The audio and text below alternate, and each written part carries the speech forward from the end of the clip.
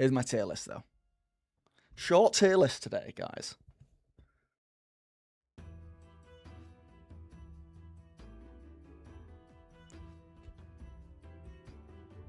Short tier list because we only got 8 subclasses. I say only, you know, not see them entitled. We got 4 classes, 8 subclasses in Hope and Fear, and today we are going to be ranking them all.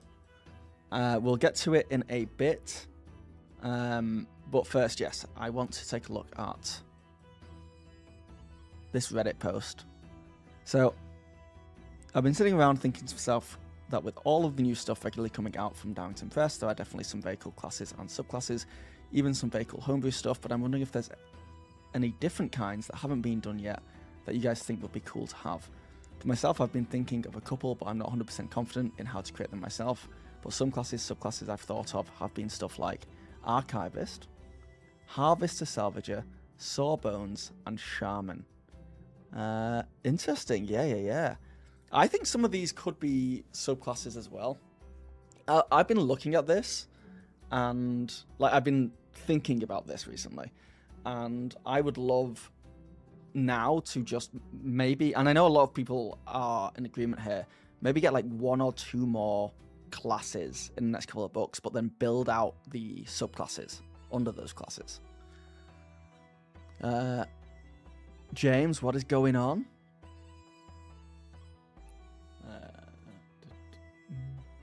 Yeah, because as much as I want new classes, I'm not even that bothered about the Summoner, to be honest. The only real class I want is a kind of like Tinkerer, Inventor class, you know? That's kind of the only one I want that the others don't really fit into, I think. And obviously we're going to be getting Blood Hunter, which I'm down for. Is there a Plague Doctor that can heal and debuff? That could be cool. Yeah, I think all that stuff can kind of fit in. I think like a Plague Doctor could fit into like the Witch class, for example, as like a subclass. Depending on how much you want to take into account that they're not a witch. But I was looking at these 4 new classes, and I was like, what would I want to see in an Assassin class? And to build that out and really separate it from the Rogue class, I think I would like to see subclasses in those added. I would like to see in the Rogue class a Thief, or like a Scoundrel, or more like a swashbuckling Han Solo charming type subclass in there. But I think certainly like a Thief, Cat Burglar type thing can fit in there. And then in Assassin, I'd like to see like a Sharpshooter, like give them some range. Give them like a Sniper Assassin. Would be very cool. And it's man, you'd like to see an Artificer Tinkerer, yeah. Sawbones was your idea for something kind of like a heavy support class, but I felt it could be an Assassin subclass. Well, there's one mentioned in this thread that I really like the idea of and hadn't thought of. Okay, let's see what people are saying. I don't see a huge amount of subclasses, of new classes, so much as I want to see more subclasses. Exactly. Great minds. I agree so much with this, especially since flavor is free, encouraged by Daggerheart, yeah. More classes also just increases the odds of one class mechanic stepping on or invalidating another. Yeah, I noticed, like, and it's not just the Assassin Rogue thing that are so close together, where I feel like they could almost be under the same, they're all like subclasses of the same thing. There's a few martial ones, like even like Warrior and Guardian. Sometimes I'm like, explaining the difference to players is just going to get, as they build them out more, it's going to get easier. But as it is now, if they just add more classes, it's going to get harder to distinguish between them. I think more domain cards from existing domains would be nice to give some more variety. Yeah, I think that would come with more subclasses. Like you add subclasses and you build out those. We've been through this before, though. The idea that it's gonna lead to bloating, which is something that Daggerheart have kind of said, like Darrington Press have said they don't want to do. I don't see a world where bloating doesn't just happen naturally. I think there's gonna be some bloating, and it's going to be overall still positive to get more options. I think the fear is that we just get like 100 domain cards, all dropped at once. Then that would become too much. But just adding a couple here or there, I think will add variety to the game. And don't forget, like it or hate it, these TTRPGs in general work on additions. They just work on additions, and you build them out until they get too much, and you build them out until you've done everything you can with the system, and it needs a refresh, and you take everything you learn and you reset. I don't know if Daggerheart will be planning that, but I presume in 10 years' time, I wouldn't be surprised if we had Daggerheart 2nd edition, you know? A priest. Healing in general is weird in Daggerheart. It doesn't really exist as far as having classes that specifically just do that. Not that a priest would heal specifically. I guess it could do a lot of things. But I could see the priest going in as more of a subclass to Seraph. I remember D&D 40 had another subclass for the assassin. I have the book so I can check out what they focus on. Yeah. Seraph's always strange. Twin Masks, what's going on? We're just chatting about subclasses and classes and what people want to see more of before I rate the new ones.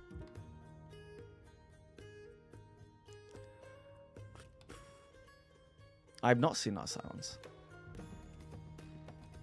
Another subclass idea I had, like the priest, was a preacher seraph subclass. Yeah. I can see something like that. The thing about classes and subclasses in Daggerheart is that classes change how you play, but subclasses actually don't have as big an effect, I think. Some do, some don't. I'm going to roll that back right away and say some do, but on average, a second subclass just switches out like a few abilities, and the rest of your build can be the same as any of the other subclasses. But with the new ones, they're playing around with the idea of different subclasses having different spellcast traits, and I think that changes things a lot.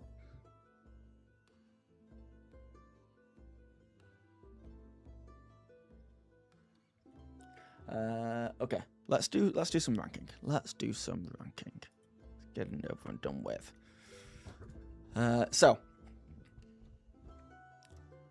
I had a few people commenting on recent tier lists I've done, saying that it's subjective, and they disagree with me. And I want to just let you know that I 100% agree. This is all subjective. This is just my opinion, usually just reacting to what I've seen so far, and it can change in the future. And just because I put something in S tier or D tier here does not affect your enjoyment of it. It doesn't even make me right. It's just my opinion. So that's comments I've had recently. Then on the other side of that, I've also had comments from people telling me that when I say it's just my opinion, it makes me seem weak.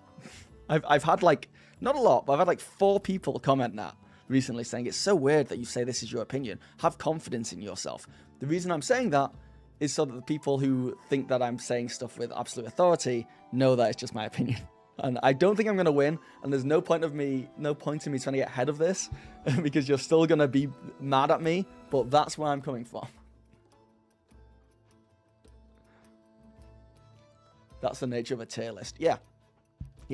And there's also the other side of things where people just, when people comment, they don't always realize that I'm going to see it, for one. And also, it's kind of dry and not how people would normally talk. So I might be overreacting to certain comments. That's very possible. You know, if you say something very bluntly, and I look at it and I'm like, you asshole, you probably didn't have any ill intention behind it. Recently, I've been very impressed. I went through a phase, certainly on my other channel, where I was getting some like pretty crazy comments saying that I was playing the game wrong, like that I was playing D&D wrong, or that I was saying stuff that was harmful. I was giving advice that was harmful. even though I go out of my way all the time to be like, you take what works for you at your table, you leave stuff behind like you don't want. This is like, it's a menu of potential ways to play the game and styles to play the game that may suit your table, which is why sometimes I contradict myself. Sometimes I say, here's a good tip for tables of people who like roleplay, and here's a good tip for people who like combat, and those tips will actually bounce off each other because they're for two different tables. So I went through a phase, like it was a big phase, past couple of months, where my views were going down, and with that, the only people watching my content were like angry people, I think. So I was just getting all these comments, especially around roleplay. People would, actually, this is important to talk about because I'd love to get your guys' kind of thought process on this. And it is the idea that someone has defined words, not officially, but someone out there has defined words. And in certain groups, those words, the meaning behind them has become so concrete that if I use the term in a different way, probably the way that most people in the world think about it, they get upset. And one key example of this is the word roleplay. I did a video recently talking about how like Critical Role and Dimension 20 and just in general how to like encourage your players to roleplay.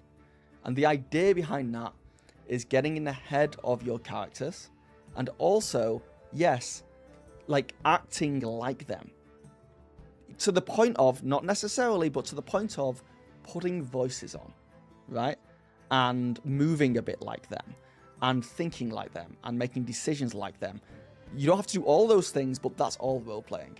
And people got very mad when I said that putting on a voice and speaking like your character was roleplay.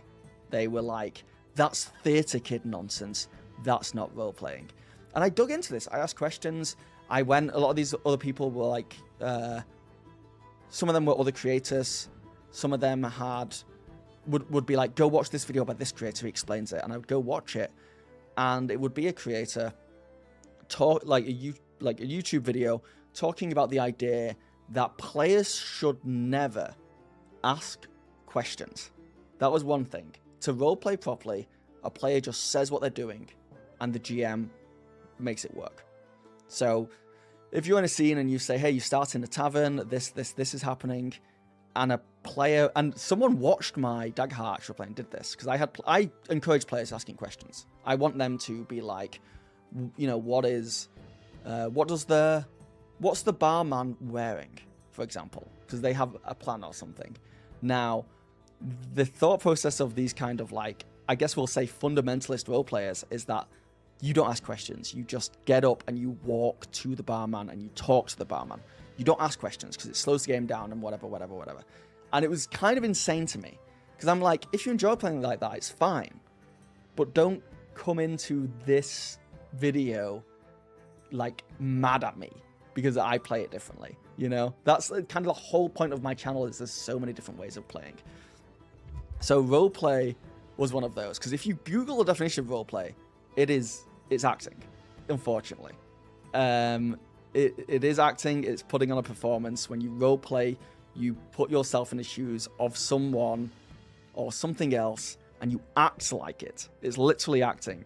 And that got people very upset.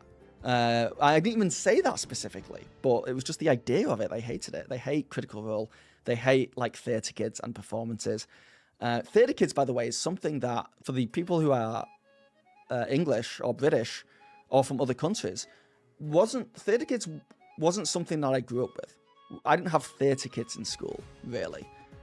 Maybe other people did, but in my school, it didn't exist. It feels like an Americanism thing, a North American thing, where they are like a subset of kids in school, they're theatre kids, and they're like hated for some reason. And so I've kind of come into this and I'm like, it's so dumb when you call someone theatre kids because they're like performing at their TTRPG table. I think it's so silly. But apparently it's a solid insult here and a bad thing at tables. The other Daggerheart related, just to continue this, just to finish up this rant, the other thing that people I've got stuck on with the definition. I need to say this because I'm kind of getting sick of it. Is I get comments of people saying like, Daggerheart's okay, it's not for me. It's definitely not a fiction first game though. And the fiction first term is something I keep coming up, and it's something that critics use to say it's not what it thinks it is. It thinks it's a fiction first game, but it's not fiction first. Now, I went through the entire core rulebook, and I don't think it uses the term fiction first once. I don't think it does. Maybe I'm wrong, maybe I missed it, but it uses follow the fiction a lot. And it uses like, it may even say narrative first or something like that.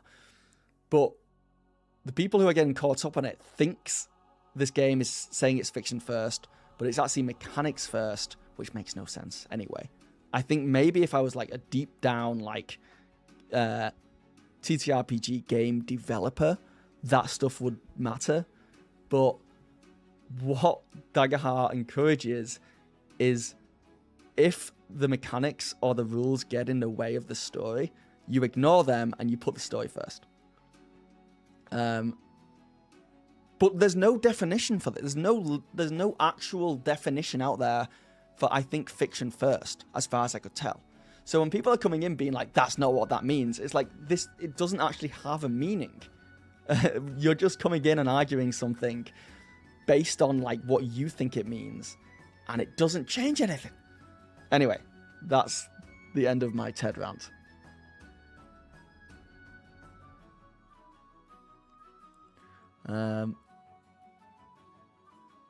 Roleplay is very ambiguous. Look at RPGs and video games.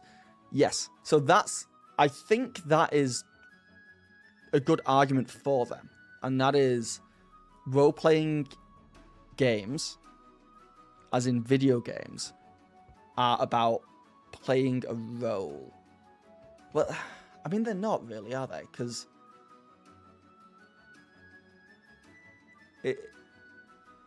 it's difficult. I don't know why role-playing games have that specific name, but it is the idea that you are like trying to immerse yourself in there and you're building out a character and you're like filling out a role, I guess.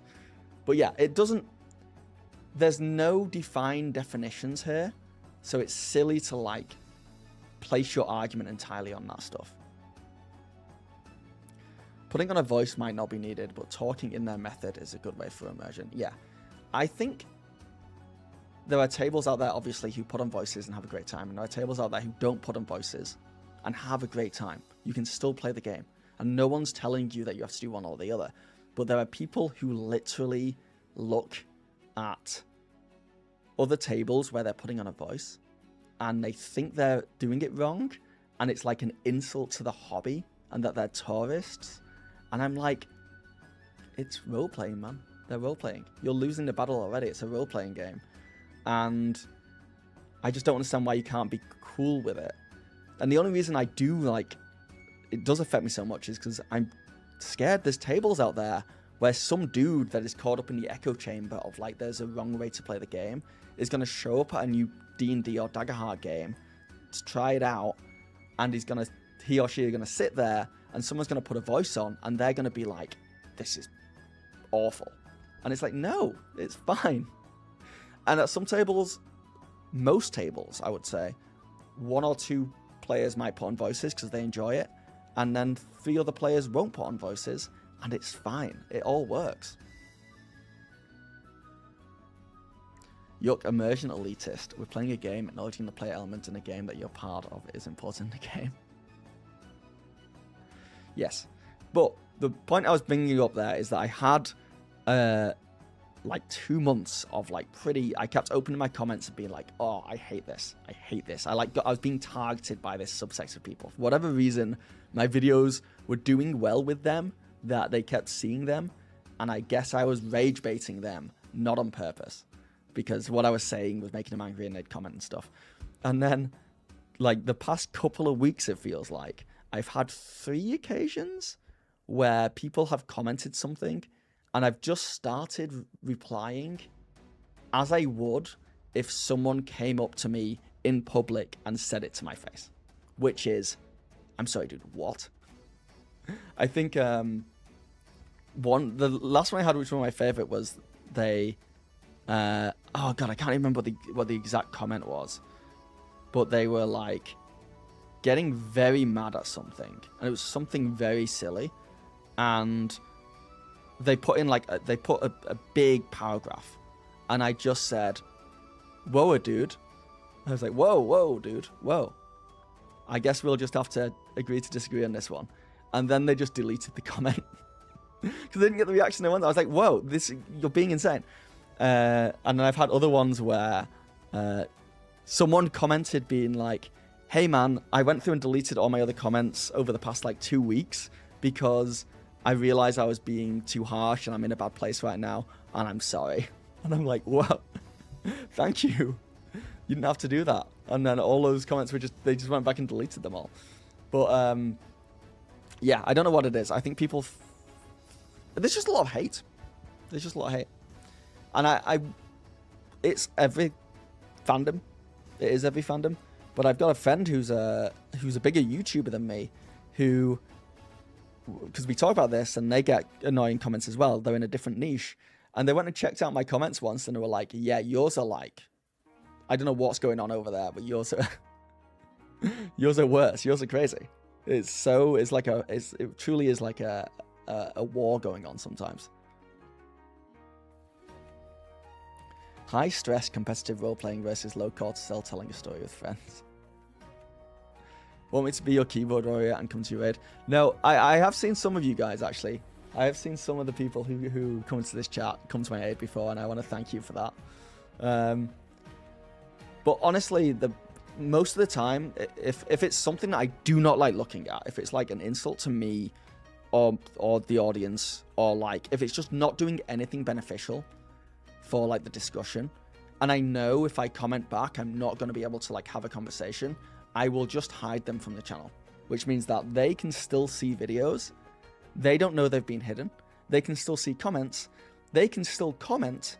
They can still see their comment when they go into videos, but they're quarantined and no one else can see those comments, and I never see those comments again, and they have no idea.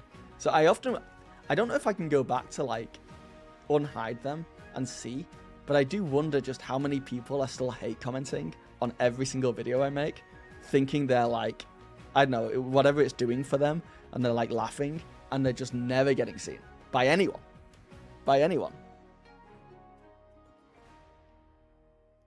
So okay, we can bring some love instead. I appreciate that. I don't know why people don't like it when you say things agree to disagree. There is something about culture right now about needing to win, even if it's a discussion. Yeah, it's also, there's a back and forth with comments that obviously it's a flawed system for communicating, especially about something that people are passionate about. But sometimes I'm just like, man, if I could just talk to you, like person to person, for 10 seconds, we'd both be friends. Like, we just like, you know what I mean? We just get to that common ground so fast. And even if we disagree, we just like I said, there's a level of agreeing to disagree that you can do in person, where it's like, well, you think that, I think this, let's move on with the conversation. But that's just impossible to do online. People don't like backing down online. The shadow ban, yeah. Shadow banning just makes me think of you like the shadow government.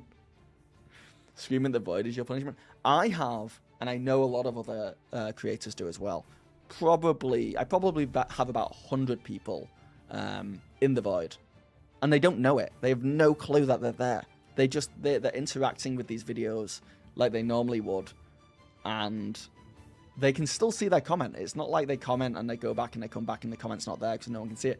It's like, it's a thing that YouTube have had for a while, and it's kind of evil. It's so cruel, but it's great because obviously I guess it's there to implement people who don't want these comments, but then don't want people creating second accounts or worse, like getting annoyed that they're banned and escalating the situation.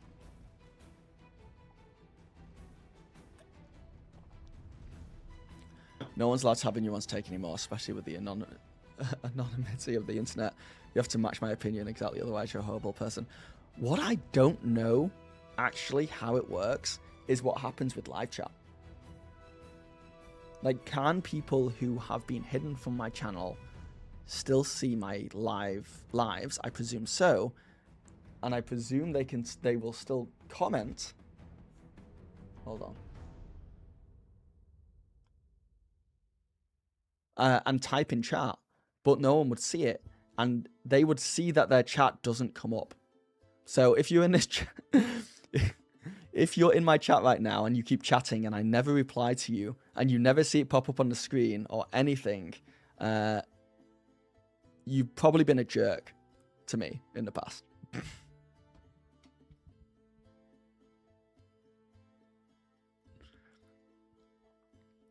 Yeah, what if you're in YouTube Void? Yeah. The funny thing is that if anyone ever gave, like, I've been in there and I don't know what I did, I'm just like, you did something. You did something. I won't remember what it is. I can't keep a record of it all. It's nowhere. But if you got shit, and it's not just for, I should say, and you guys might agree or disagree with this. Matt Covell has a really good video on it about community building. And it's not always awful things. It's just stuff where I'm like, you don't have good intentions in this community, whatever you're doing. And I've like seen multiple comments from you and none of them have been like constructive. I just don't want to look at it.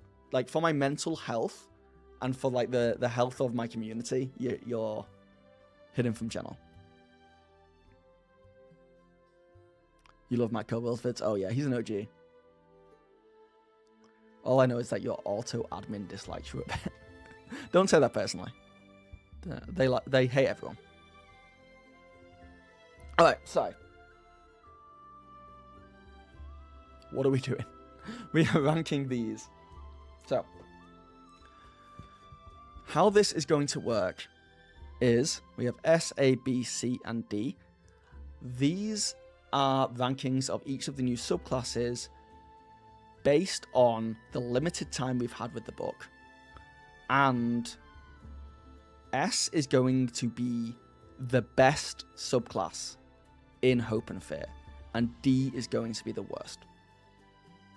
D doesn't necessarily mean it's awful, it just means it's the worst of a bad bunch. And S doesn't necessarily mean it's amazing, it's just the best of a good bunch. This means that there's at least going to be one in S and one in D. So just so you know, that's how we're doing this. And there could be more if it's like joint bad or joint good. Solar, thank you for the follow. Ringtail, you have not been shadow banned. You're fine, Ringtail. Oh, man.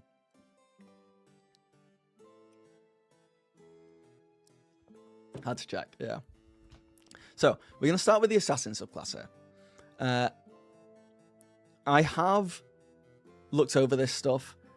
I am not going to base this around really in-depth mechanical stuff.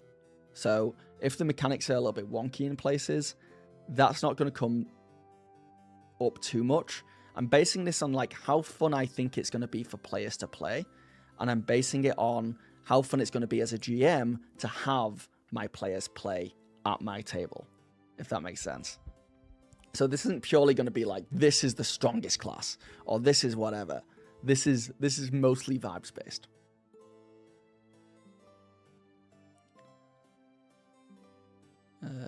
One 20-minute ad break every time I think I'm clever. Corner time. Your favorite is not going to be top, but it's still my favorite. I love the Poison Assassin. Yes. So, yeah. I'm glad you understand. This is not, if you can have a favorite that is your top, just because I don't put it at top doesn't mean anything. I'm going to go through exactly why I'm trying to put stuff in places so you guys understand where I'm coming from a little bit more. And I would say the Poison Assassin, that is your favorite NS man. I think I think both assassins, I'm going to put them around C and I'm going to move them around. Because looking at their abilities, and I do have the book here, they have a really cool hope feature, which is spend 3 hope to clear 2 stress, which I think is pretty good. And then the rest of them, I kind of like all the abilities of both. So certainly the assassin, who's this guy, the executionist guild over here, he is all about doing damage. And this is where, for some players, they're going to love it. If you just wanted to play like an edgelord guy who just does so much damage, he's S tier. He or she, I should say. The Executioner's Guild is S tier. However, because there's not much room for the mechanics to encourage role-playing, and because they are so, just for me personally, edgelordy, they are so just that classic, we all know the whole like rogue, how rogue representation goes. It's always like, I'm silent in the corner and I don't do anything. It's just not fun for me to GM for always. And I think I'm putting the Executioner's Guild Assassin currently as the worst subclass in Hope and Fear. Mitchie, you got Hope and Fear. Now you have to sleeve everything. Yes. Personally, I think Rich is high up class for both subclasses due to its design interaction with the dice. Testing times 2. I'm Bumbly, you're safe. You're safe, buddy.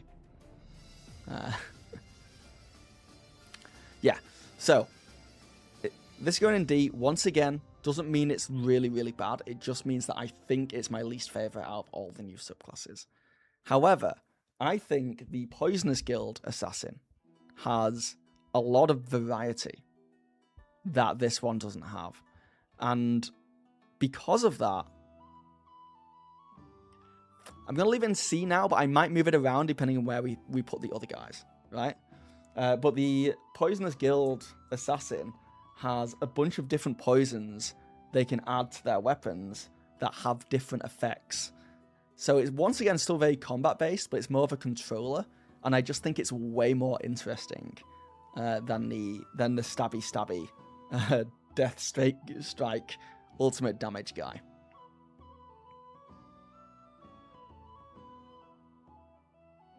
Me to Mitchie, me to me.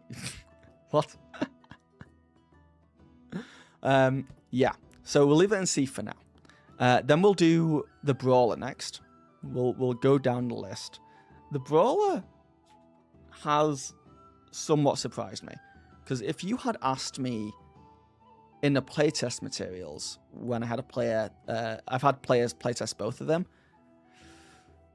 I would have put the Juggernaut in S and the Martial Artist in A, simply because I love the combo strike feature, where you roll a d4, and if you get higher than the last roll, you can keep rolling the d4 and keep adding damage onto your attack. I think it's such a fun feature that is really unique and makes this class stand out. But I know some people online don't like it. That people think it's like either too complicated or that it draws like too much attention onto that one person while they're rolling and rolling and rolling, and they end up having the spotlight for too long and all that stuff. So I kind of get that a little bit. Does combo dice take up as much time as it seems it would? It does take up a little bit of time when a player is new to the class. It does take up a little time. Otherwise, if they get used to it, it's like I've never had more than maybe 3 or 4 rolls on the combo dice before they can't go anymore. So if they're fast, they're just like 1, 2, 3, 4, and then they're done. But if they're a bit slower, then yeah, it can take up some time. And it's kind of a curse, because the people you want to be narrating a lot in this, like when you want your players to roleplay and narrate their stuff more, when they're narrating Brawler stuff, they can end up having the spotlight for too long because it feels like they're doing so much stuff. I would say roll a series of d4s and read from left to right. Yeah, it's not that bad. It's not as bad as like we need to come up with like rolling to hit and roll your damage at the same time. It's kind of fine, especially because it's a fun. It takes a resource to do, so they're not doing it every single turn, and it's a fun moment for the table to get behind. I think it's fine, but when you add in the martial artist subclass, the martial artist has so many different stances and other abilities. They're actually really complex to the point where all the other subclasses in this book have a page each, but the martial artist has a whole other page of stuff to do. Kind of like the druid has multiple pages. And I'm kind of torn on the martial artist for this, because there will be like strategic players out there who love the variety that they can get with the martial artist and the strategy of shifting into these different stances. Each stance gives them a different perk. Each time they shift, they spend a focus point because they have these focus points that they spend. And it's actually a very complex class that I think some very particular players will absolutely love. But I think for the vast majority of players, it might be too much. Especially because some of these stances and abilities are unbalanced. Some of them feel pointless. Some of them feel too strong. So because of that, I'm tempted to drop this to a B. And then S is the best in the game. I don't know if the Juggernaut is the best in the game. I do like Juggernaut a lot more because it does exactly what it says on the tin. It's very simple, and you can play it any way you like. But in my mind, it's a himbo, and I love himbos. Oh, that's true. The stance is just to add more to deal with on top of combo dice. It does. It does. It asks a lot of the player to know that character really well, because you can get knocked out of a stance as well. And I don't, as a GM, I'm not going to be remembering all the different ins and outs of your character and all that stuff. So just because of that, I prefer the simpler Juggernaut. Hold on, let me just double check this for a second.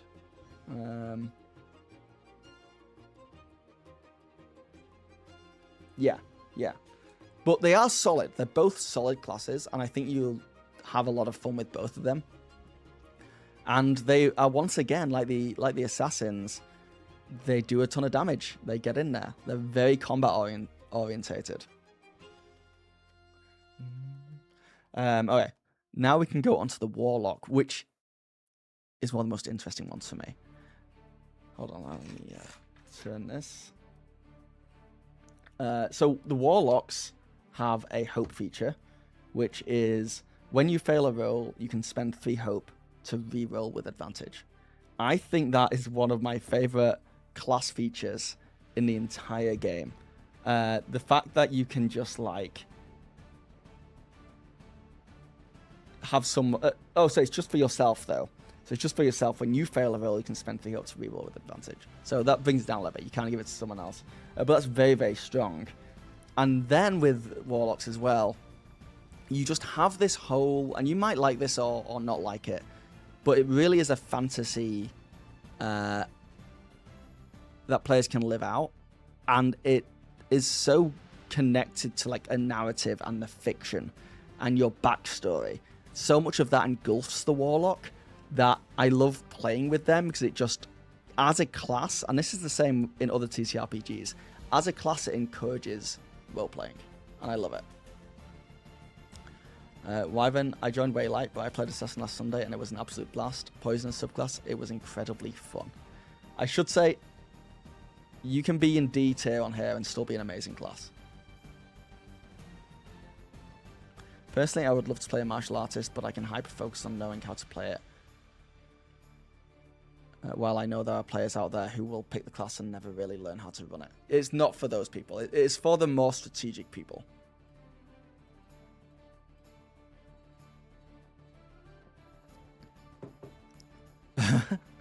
You are on the stream live. Liven. Words hard. Hard words. Okay, and then maybe after this we'll do a audience ranking, and I'll allow you guys to choose where you would put them all. But because Warlock is so tied in to the fiction narration already, it's already going high, and with their hope feature as well, they're all already going pretty high. And I would say this one is Pact of the Endless, which is all about. Oh, I've got my notes here from when I was looking at it.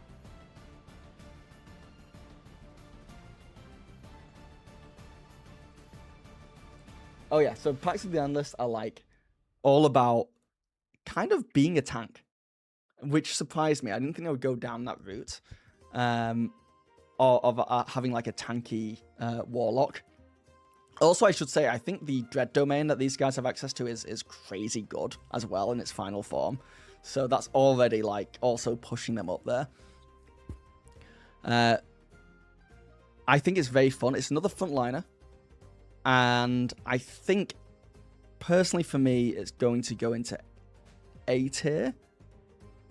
I think these two are close. And then the Pact of the Wrathful is just all damaging again. And at this point, I'm like, all damaging. We've got so many, like, just combat-focused damages in Hope and Fear already that I'm just like, it just feels a bit two-dimensional, you know? If you like combat, if you want to do damage, you're going to love it. But as a GM running the game, it's just, yeah, it's meh for me. So this is going to be one of the first ones where there's actually going to be like a divide between these two. Leaving that space in B there. And then Witch. So Witch is an interesting one for me because, let me grab Witch up here. They also have a really solid hope feature, which is kind of similar to the Warlocks, where with the Warlock you can spend 3 hope to reroll with advantage. The Witch is that you can spend 3 hope to change a failure into a success with fear. Yeah, someone fails, you can spend 3 hope to change it to success with fear. It's not as fun as having them reroll with advantage, because you get the guaranteed fear, but you also get a guaranteed success, and you can use it on an ally as well. When you're an ally within far range, fails an action roll, so it's got crazy range as well. So I think I think this one may beat the Warlock's hope feature, though I think that's gonna depend on your table. And then you have Hex as a class feature, which is pretty damn good, which just buffs enemies. Nerfs enemies. And then you have Commune, which I think is one of the best class features in the entire game. I love Commune. As a GM, I think it's so fun. Pretty much, when you take a long rest as a witch, you can roll a d6, and depending on what you roll, you get some kind of vision. And the vision might just be like a taste or a smell or a sensation, or it could be you could hear something, hear words, or you could actually see a full scene play out in front of you if you roll a 6, I think. Like you're kind of there in the room. And it can be from the past, it can be the future, it can be from whatever. And the GM, and this is where like GMs are either going to love this or hate this. The GM just kind of has to reveal information early they had, or just make up some stuff on the spot, which then becomes canon. And when I was GMing during a playtest for a witch, this was so much fun, because they got to like roleplay this whole communing moment where they commune with the dead and have this vision, and then I would create this like dreamlike sequence around them, revealing what's going to happen this session or next session, or something that could happen. And often then I would have to like make it happen. And you can be vague, you can be like a little bit like cheeky with it, but honestly I think it's so much fun.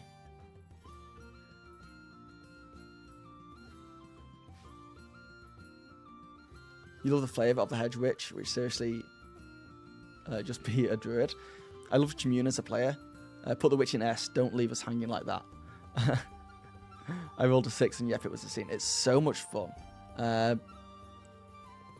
Beast form is the best class feature for the player. That's probably true. That is probably true, actually, Megas. But this is definitely the best out of the new ones. Make up stuff on the spot is just how you run the game. Yeah. You can kind of guarantee extra healing by using the Witch Hope feature in tandem with Siphon Essence. I do think there's a lot of combo with the Herb Witch. The Herb Witch is more of a, I would say, I was going to say healer, but they're not a straight up healer. But I think if someone clears a HP, as in they get a hit point back by drinking a potion or consumable, right, then they get 2 HP. Just by being in the same scene, which is a lot of fun. Hold on. When you or an ally in a scene clears 1 or more hit points or stress, as a result of using consumable, increase the number cleared by 1.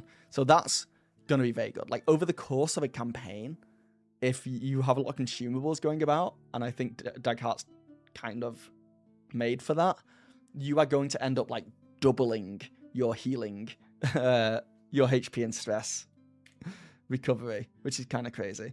Enchanted Talisman is actually really fun as well on the Witch, which is where you can put like any number of hope into this talisman, and then if you're wearing the talisman, you can wear it or you can give it to someone else. It then negates damage, I believe. 1 second.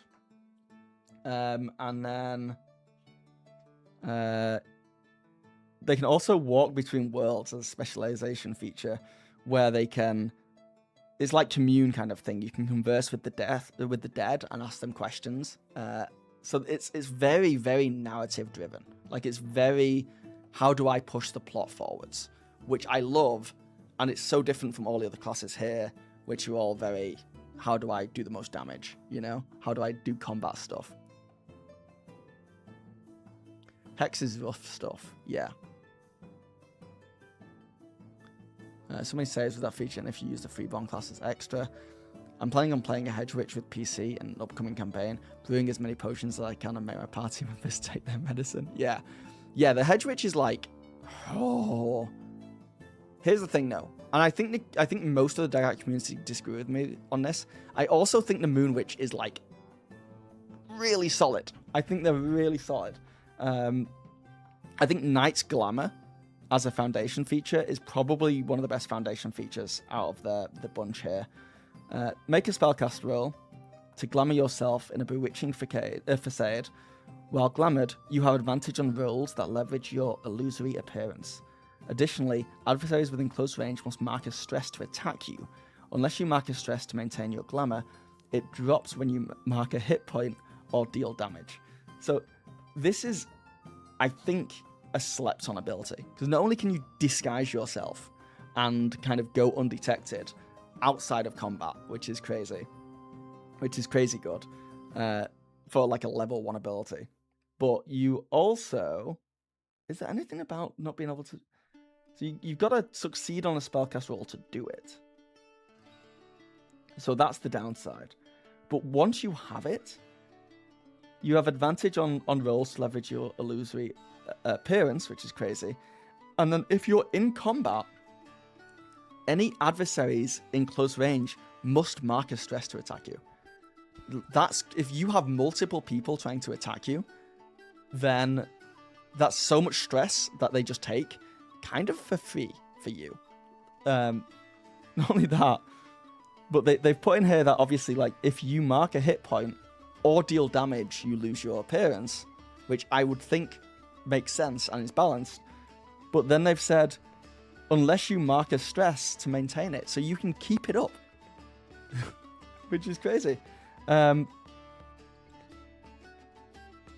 Yeah, and the adversaries within close range that mark a stress, that's just to attack you. They don't even have to actually hit. So if they're missing, they're just marking stress like no one's business. And then, just to add insult to injury, your glamour drops when you mark a hit point. It's not when you use armor slots. So you can like get hit and take damage, or you could use like another ability, or someone else can use another ability to make sure that you don't actually mark a hit point. You keep the glamour. So I don't know, it's really good on its own. Then they have the specialization features Moonbeam, which gives people a +1 to spellcast rolls if they're in this beam of light that you can use once per session. That's okay. They've got some hex stuff. And then the mastery level is this fun, like, randomized table that gives you different perks depending on what phase of the moon is in. So, honestly,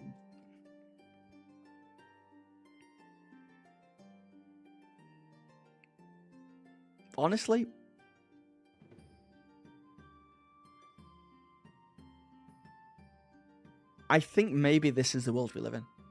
What do you guys think?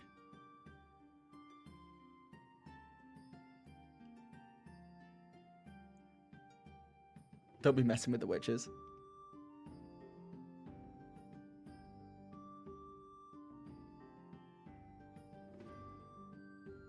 I think I'm mostly in love with the Hedge Witch because I really like AIM from Worlds Beyond Number, if anyone gets that reference.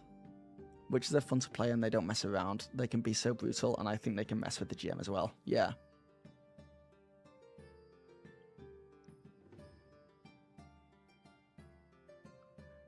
And they aren't just punchy or magic. I think the variety you get playing a witch is really solid. They're definitely SNA tier. Yip. What is going on? Mastery of Moon Witch is really fun and thematic. Yeah. I'm very excited to see what happens when they build out the subclasses more. Or when they build out the classes more, I should say. What subclass do we get within Witch next? I presume there is a world where we do get, say, a damaging, more like evil, powerful witch. You know, Agatha all along style.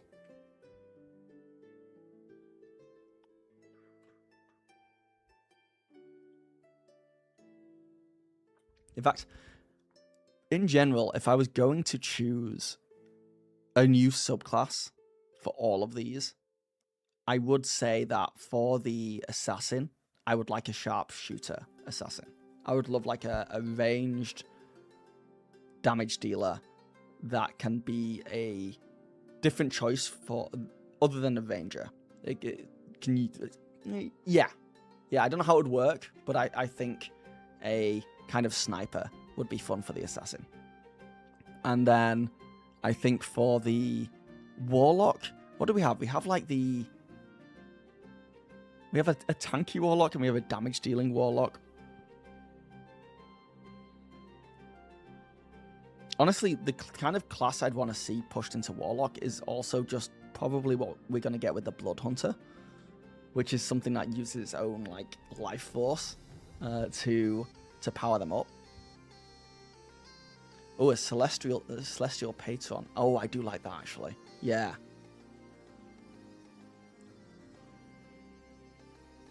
A familiar companion witch is very good, actually. Yes. I would love a sort of Baba Yaga type witch, more scary in theme than Hedge Witch. Yeah, they could create a very scary, evil witch type vibe. But yes, for the warlocks, I think some kind of like you could go either way. You could either go circles below or hollows above. You can go like angels or demons with them, which is always fun. You'd also get. This is kind of why I don't so much like the summoner being its own class, because I think you can have summoner versions in different other classes very easily, and I think you could do that with warlock. Hedge leans more sage. Moon doesn't lean in any particular domain, to be honest. I like a witch that really goes into dread domain themes. Yes. A rune-based witch, too. Like you're putting runes on walls and the floor and like creating traps. What about a classic broomstick flying mobile witch? For the brawler, I mean, if I wanted a new subclass for the brawler, they have kind of nailed two of the main two kind of brawling vibes, right? I'm trying to think. From like popular TV shows or games or books, if there's a character out there who is very brawly. Because part of the vibe of the brawler in general is that they tend not to use weapons. That's a lie. That's a lie. I think it's just the... Is it just the... It's just the Juggernaut that gets the bonus? No, it's... Sorry, it's the class feature. I am the weapon. Your bare-handed attacks are as strong as any blade. You have a primary weapon called Brawler's Strike equipped, while you have no other active weapons. So, the Brawler kind of has to be... To get the most out of the class features, they have to be bare-knuckle fighting. So I don't really know. I'm going to come back to that one. Oh no, we did them all. God, this... Right. Brawler. I think you could go like a barbarian route with a brawler. And you could kind of go where the more angry they get, the more damage they take, the more damage they give out back.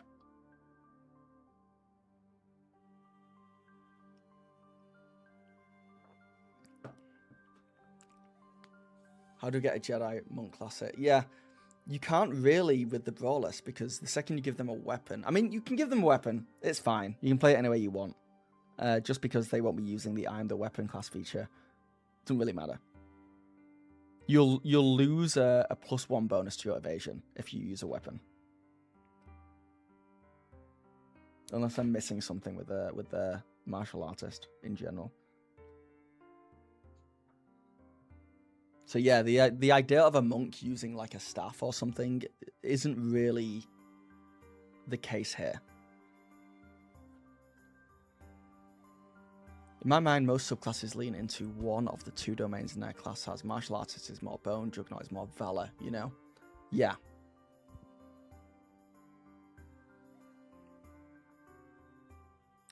But you can still do combo strikes with weapons. You can. You can. Fights with full up share. And that was one of the biggest things about the martial artist subclass that I've seen online. And that is, one of their stances allows them to... Hold on, let me get it up. Which one was it? One of their level 1 stances is when you make an attack, you can spend a focus or mark a stress to target another creature within range with that attack. Oh, actually, maybe it's not too bad. I saw something online that was saying, like, oh, great, so if they multi-class into, like, Wizard or something, they can throw out 2 fireballs. But that's actually not what it's saying. When you make an attack, you can spend a focus, like, just to target another creature within range of that attack. So, it's simply that where the fireball hits, the way that I would play it anyway, is where the fireball hits, if someone's grouped up with them, then you can hit them as well. It's not that you throw out 2 fireballs or something like that. But I don't know. I'd have to like play around with that to see. But yeah, people were saying that that's OP, because if you multi-class and you can target 2 people with 1 attack, you can end up breaking the game. But I don't know. I don't know about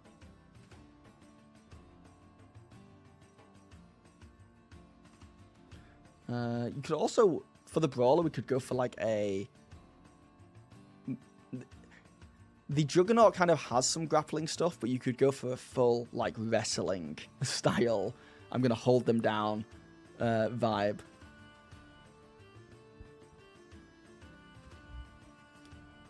Daggerheart doesn't care about overpowered. The only thing with Daggerheart is that sometimes it does use vague language or doesn't fully let you know exactly specifics, which is fine because it's a fun world where you're just like, how did you interpret that as a GM? Like, there's no set in stone. For example, and you guys tell me if I'm wrong about this, but the Witch actually has this with the Hex, where they say, Hex, mark a stress to temporarily hex a target within far range. While hexed, the target gains a penalty to their damage rolls and difficulty equal to your tier. The maximum number of creatures you can hex at one time is equal to your spellcast trait. So I'm reading that and I'm seeing that they can just do it. There's no roll needed to hex someone. Now, the way that I would play is that you can hex someone as part of another action roll. Like, if you have the spotlight and you're attempting something and you're rolling for it, even if it's just moving from A to B, then you can also hex someone. But you can't hex more than one person, for example. So there's some stuff with that that is like, I do wish Daggerheart sometimes just had a little bit more info on that. And that's the issue with the Brawler, because it uses attack and not specifically a melee attack for that stance, which is why it kind of reads like you can fireball and stuff. It's not a problem. Like, the GM can still kind of decide how it plays out and use logic, and maybe it can even change depending on the moment. It just sucks if it does suck if a player reads something and it makes sense to them and then they get told no, you know? Damn no, thank you for the follow.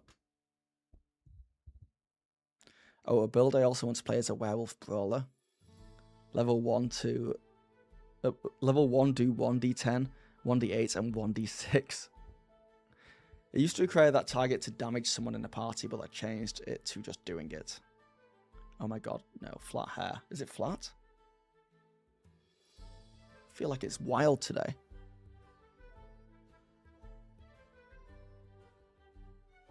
But what's happening, Maurice? Oh, hello, I came over from YouTube. How is everyone today? Welcome in to the Twitch world. Maurice, thank you for the gifted subscription. Holy cow. Let me change my Twitch girl situation to 6. Maurice, thank you, man. Thanks to you, I'm gonna have my my camera fan in no time. Though it is behaving today.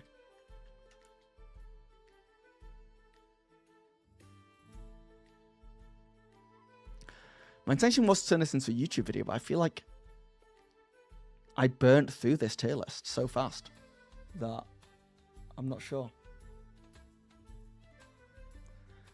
But yeah, the game that I'm going to be playing next probably won't get to it for another month.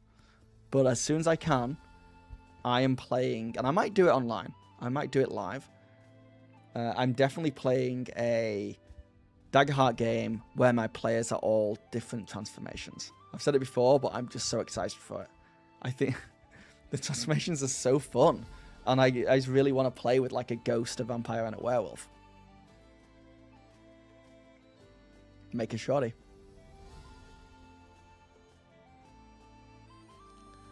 Maurice, thank you for the 100 bits. You know what? I think the 100 bits counts for sure as another Twitch point. Let's see.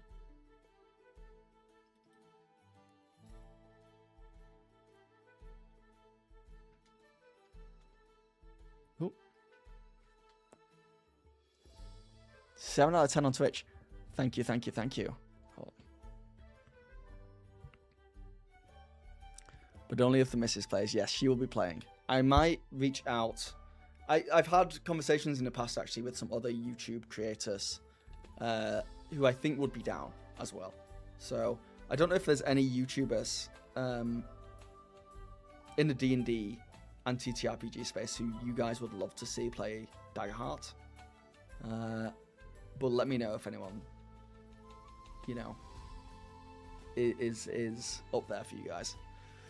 I know there's a few creators as well who have made Daggerheart content, so I might reach out to them as well. I actually have Can you guys tell me if this is good content idea? But don't tell anyone this, because I don't want it to get around back to people who are doing it. But if I talked to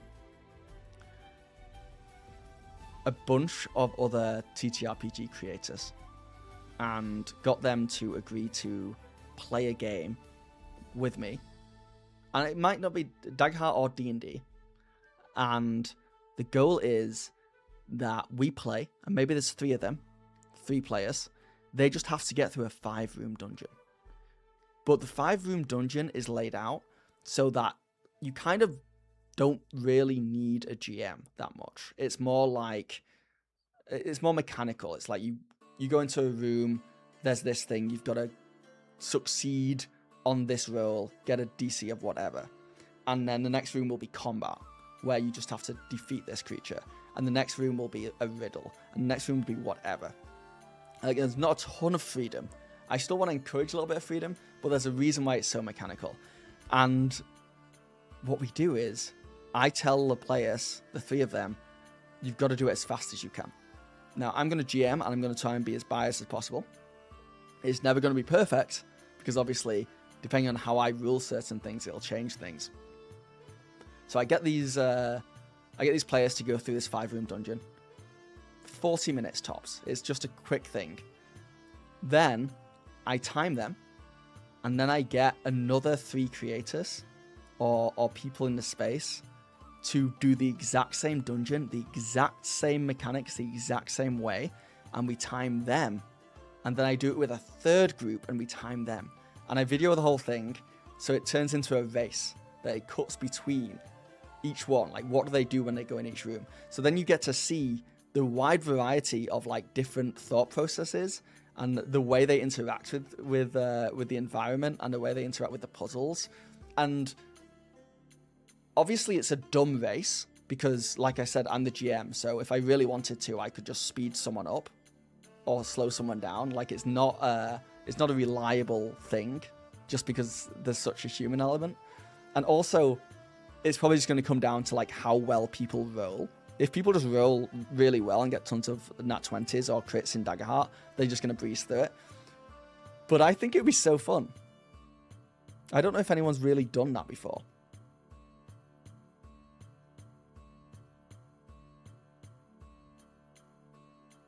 You mean unbiased as possible? Yes, I'm going to be as unbiased as possible.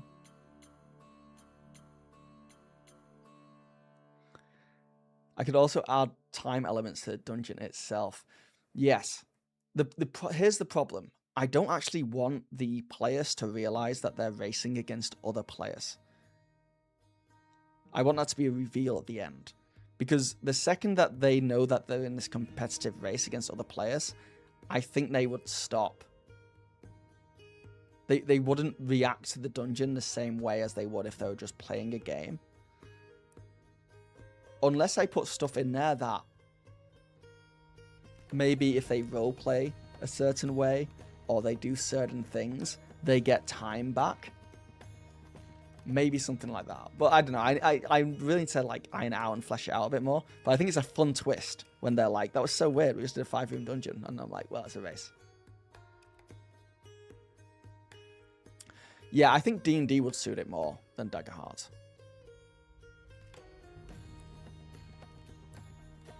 That's fair. So why not add a timer? Yep, that's good. I'm thinking from a speedrunner perspective. Right. Taking time on a trap hero there. Yeah, I like that a lot.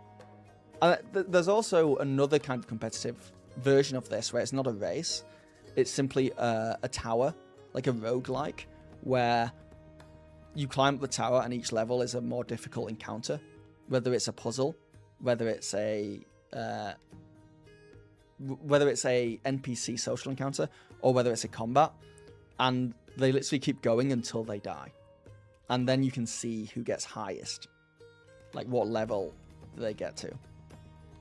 Yeah.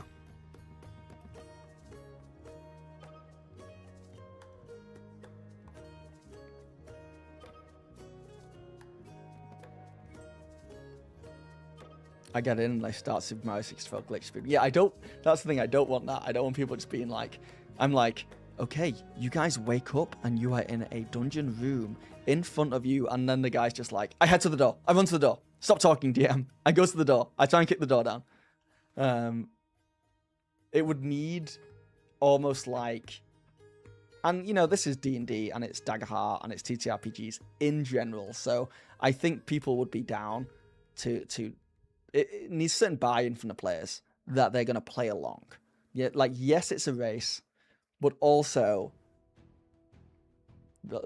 play along with it, you know? It's a role-playing race.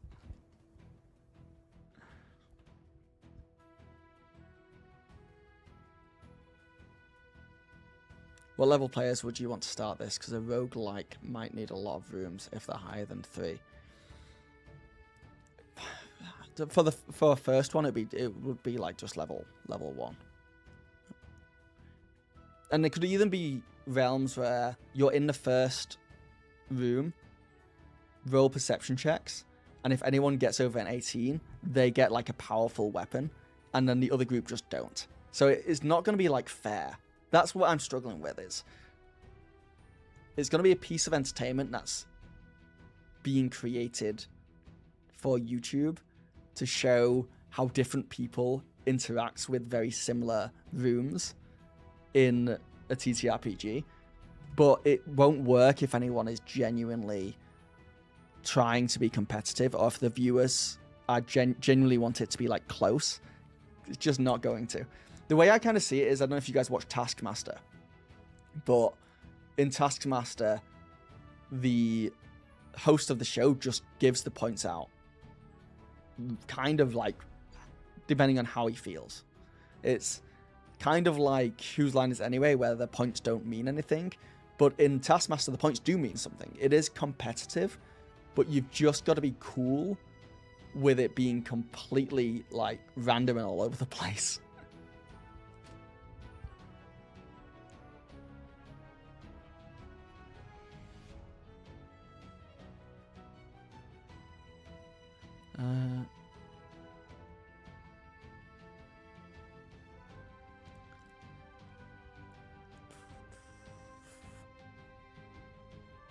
I go out the window and as a fairy wizard fly up to the top of the tower. Yes.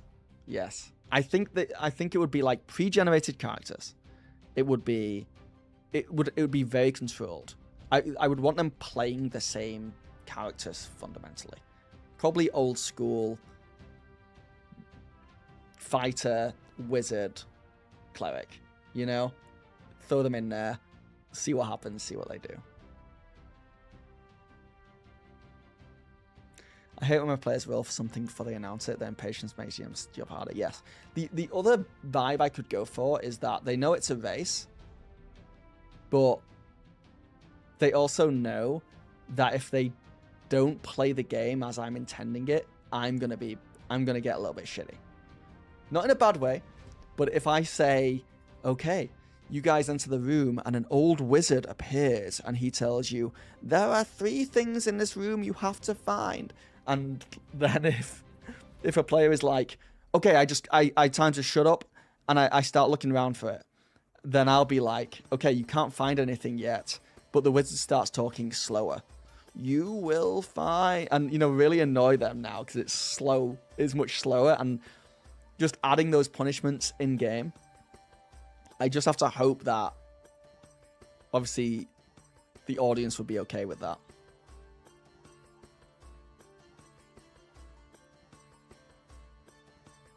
Don't worry about being fair, it's fun. True. No one is playing for a prize. No, it's a Mr. Beast thing. They get $1 million. They get $1 million. For sure. So I'm probably going to have my wife play and she's probably going to win.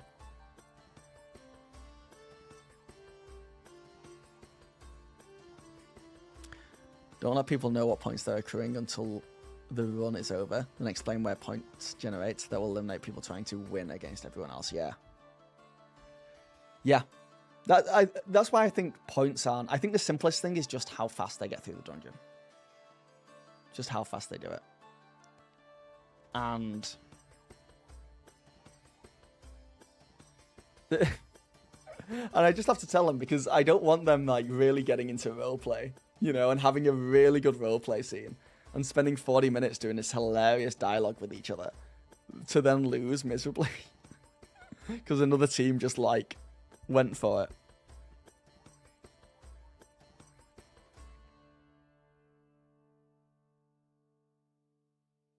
Yeah. Yeah. I don't know. It needs some more research and development, but I think it could be a really fun thing.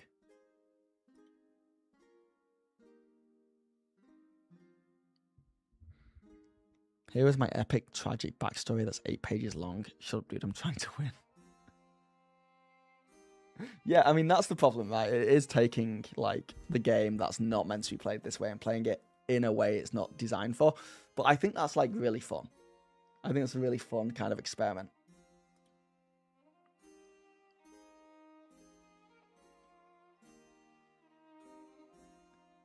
Alright, I kind of want to do another thing, actually, with you guys. I want to see if I can... Hold on.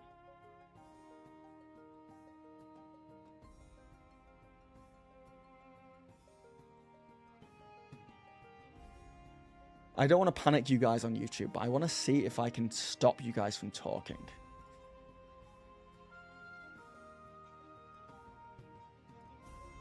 Like, if I can put on...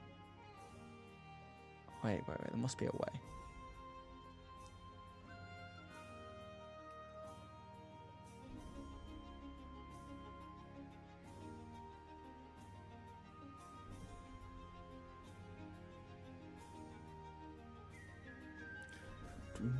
How do I do that? So I really want to do a stream where we, where everyone has to roll a nat 20 to chat. And if you don't roll nat 20, then you are timed out for 30 minutes. After 30 minutes, you can come back and you can roll to chat again. And the goal of that would be that eventually, out of like there's not many people on Twitch right now, actually. So I feel like out of the 10 viewers on Twitch right now, and the course of like maybe another 5 that come in over an hour, only like 2 or 3 people, if even that, would roll nat 20 and be able to chat. And they would be the luckiest people. And I just want the luckiest chat. That's your due, mister. I said you. No, Maurice. No. This is just a very fun... I just want to see if I can have the luckiest chat. Maurice, you just have to roll on that 20. But I don't want to, like... It's going to be on Twitch. I don't want to end the YouTube stream. But having, like, Geek Ledge come in and say, what's up, which I appreciate a lot, and what's up, buddy? But then, like, then people are chatting who haven't rolled in that 20. The goal is to kill viewer engagement for hopefully a funny YouTube video, which is you roll a... If you don't roll in that 20, you get banned. Hold on. Community moderation? No. I'm over here learning to stream on the fly.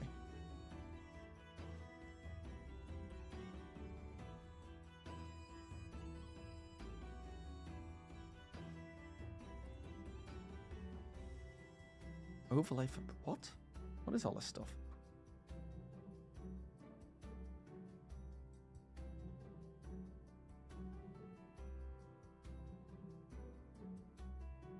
Huh?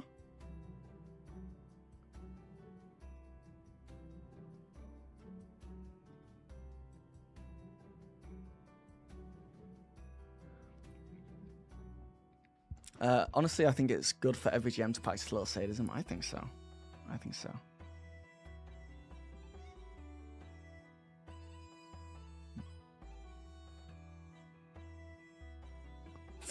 Phil is stretching his fear daddy boots out.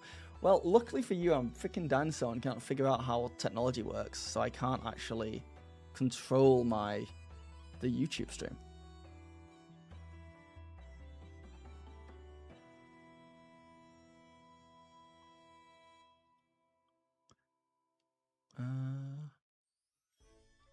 There ain't no way. There ain't no way that I can't put on, like, how do I put on slow mode and stuff?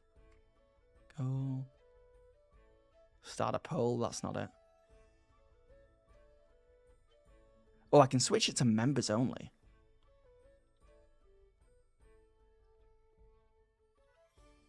Can I? Hold on.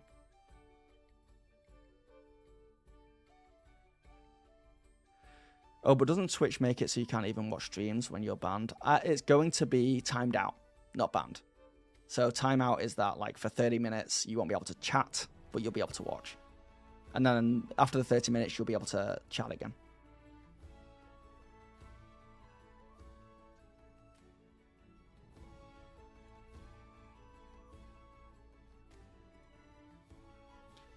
I don't understand what's happening here. It's telling me that I can, like, change it to members only, but I can't do it. It ain't working.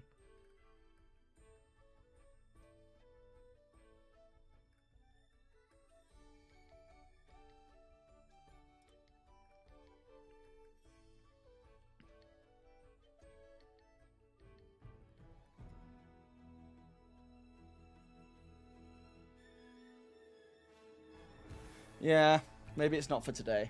I think you're right, Geek Ledger.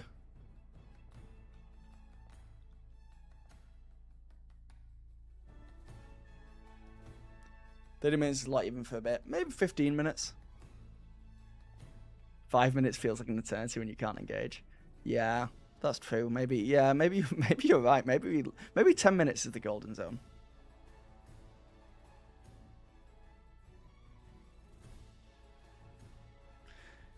I thought it would just be chat banned. I had a friend who was wrongly accused of bullying someone. He got banned for a year, but they reinstated after a week.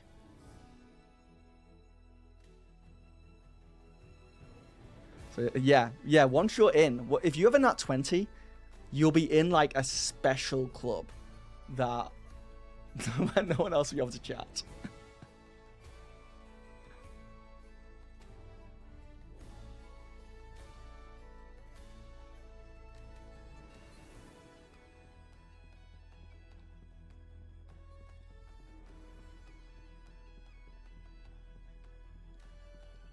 I don't think the juice is worth the squeeze, especially for smaller channels like this, where it feels like a community where we shoot the breeze.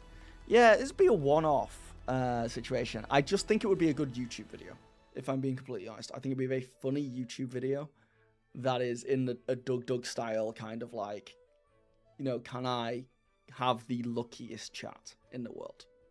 This is the luckiest chat in the world. Like, if all you guys had rolled D20 and got a nat 20 right now, it would be an exclusive club. I think it'd be hilarious. I would be rolling the D20s for you, Maurice. For example, just for you, and this isn't going to happen, I'm not going to time you out here, but you would get a 12. So Maurice, you'd be timed out. You wouldn't be able to talk anymore. And then Yip, he's on YouTube, but if he was over on Twitch, he would get a roll, and he would get a 2, so he'd be timed out. And then Topaz, you get a 9, so you'd be timed out. And Marcus, you get a 19, so you'd be timed out. So everyone would be timed out, and I'd be sat in silence, waiting for new people to come in. I just think it'd be funny. I just think it'd be funny. And then all I would have to do is note down like the people who get nat 20s, if anyone does. That would be the only problem. The only problem would be is if after a few hours of streaming, no one rolls a nat 20.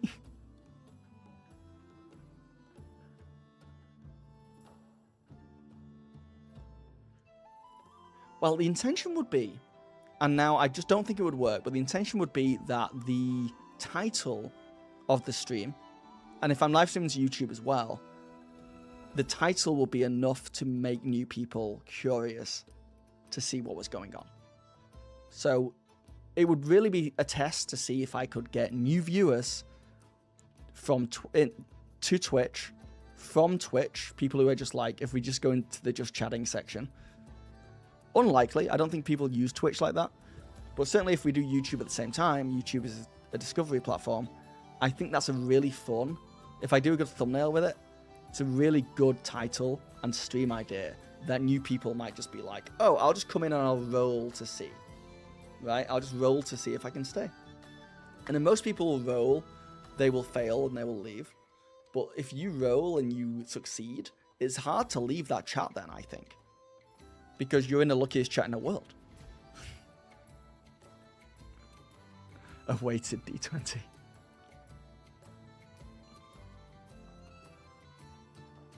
Yes, if you guys do exclamation mark roll, you can roll yourselves. I believe that's set up.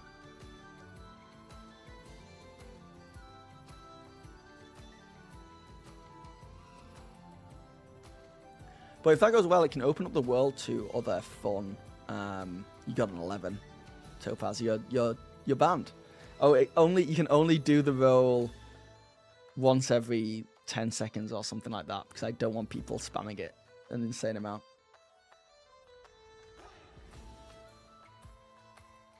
No, you rolled a D20.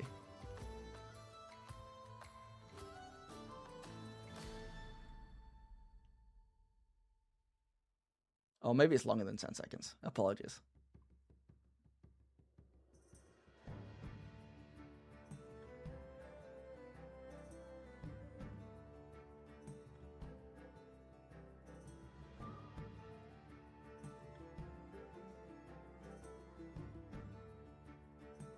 Don't forget, some people are lurkers and don't chat anyway, so you could get viewership of just lurkers. That's true. That's true. Yeah. It really wouldn't be something that I'd be worried about for viewership or anything like that. It would be something I think would purely just be fun to do. But you guys are right. I should take into consideration that you guys like chatting. And forcing this on you guys is kind of unfair. To be timing you out for no reason. But that's part of the game. And if it was a success, a 5, Maurice, oof, a 9, Topaz, I think it could lead to a lot of other fun, interactive, kind of like Daggerheart D&D inspired streams. I think once we get that ball rolling.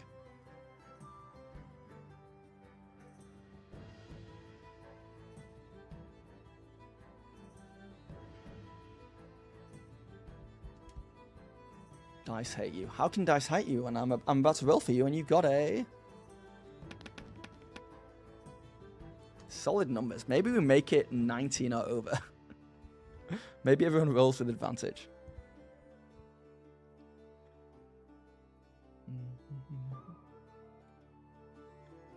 Don't forget, some people are lurkers and don't chat anyway.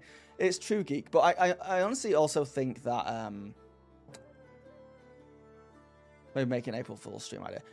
I'm tempted to just do it on Twitch. Just do a short stream just on Twitch. So if you're on YouTube and you don't use Twitch, you'll never even see it. You'll never even see it.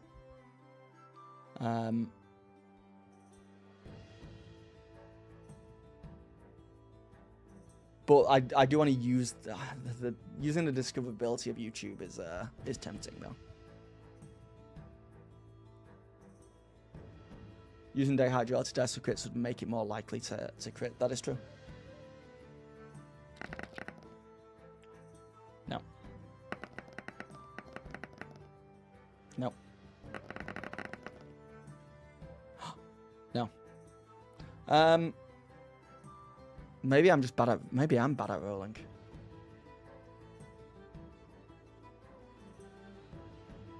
Jesus, it rolls like your GM dice. I do think there's something going on. I do think that, in theory, I should get a nat 20 every 20 rolls. Right? And it's just ain't happening.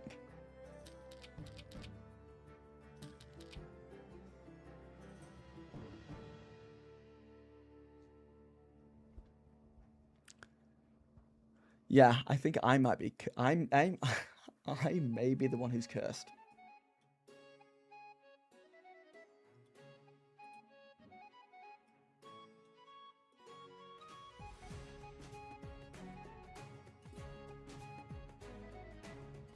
I've seen so many people using TikTok for outreach, but they don't let you say Twitch or YouTube. Is that true, or is that a myth? The whole, like, purple platform, red platform stuff. I feel like it's like you can't say the word dead or die on these platforms. I don't think it's true. I think it's a myth. Unalive. Maybe from an AC score you need to be. Yeah, So what you guys are doing is you guys are, quite rightly so, you're developing this into a better game. But it can't be a game. This has to be a viral thumbnail title combo. And for that to happen, I think it's got to be a crit. Oh, really? It's true. Can't get advantage that way. Nice try, though. Nice try.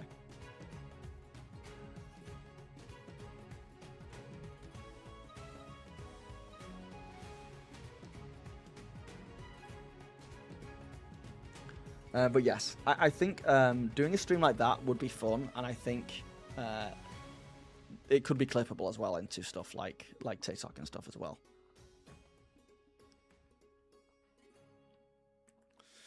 Code, hey man, just started watching your videos. Love the content, really informative. Thank you, thank you, thank you, thank you. How's it going? Are you more of a D&D guy or a Daggerheart guy?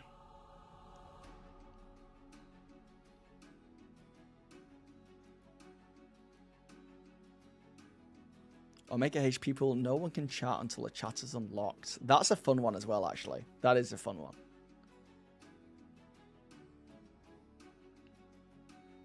I fought my live chat for the right to speak. Oh, I don't get to speak.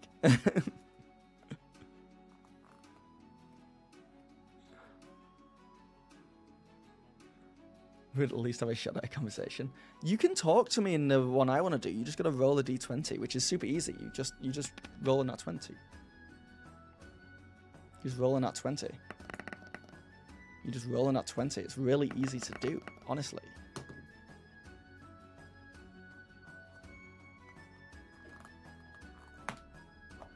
It's super easy. It's the easiest thing ever. You just roll in that 20. You just roll in that 20. It's really easy, like, just rolling in that 20. Honestly, it's 1 in 20 chance. How can you not do it? Yes! Okay. That was some Magus. He can stay. He can chat. Everyone else gets banned. I could do a chatty thing with it. That's true as well.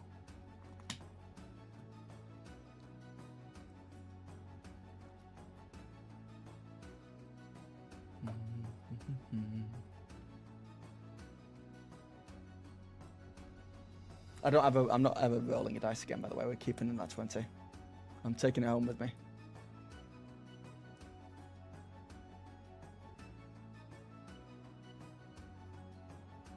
The 20, Magus, you're safe now. You can talk forever.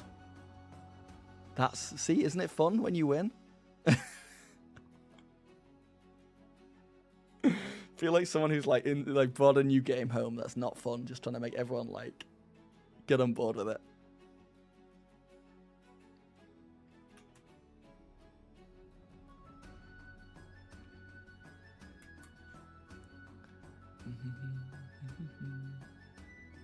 Oh, has there been a new Get Your Sheet Together? Or is this the old one? I've not actually watched this yet. I think we should watch it. So fear. Hold on.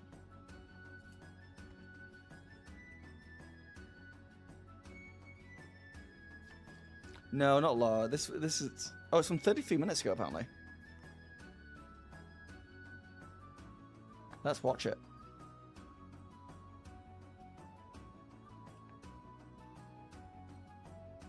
Okay.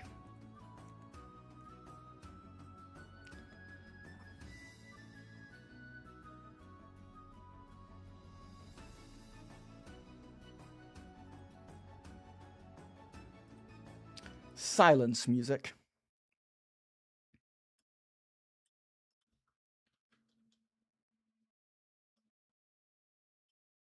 I just want to thank everyone on Twitch who has given donations towards my camera fan goal, and the one person on YouTube.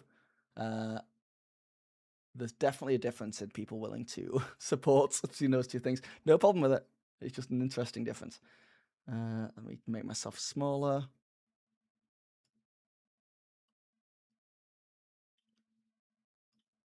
tidy this up a bit.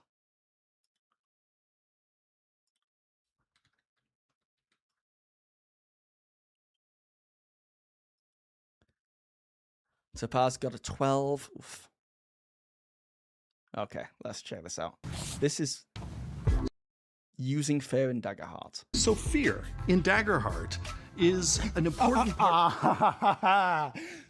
I'll be taking this one. Where did you come from? Matt said I get to be Fear Daddy for Jesse. I saw this. No, I saw this he didn't bit. say that. They released this earlier. Absolutely like just said the that. first 30 seconds Well, of it as a skit.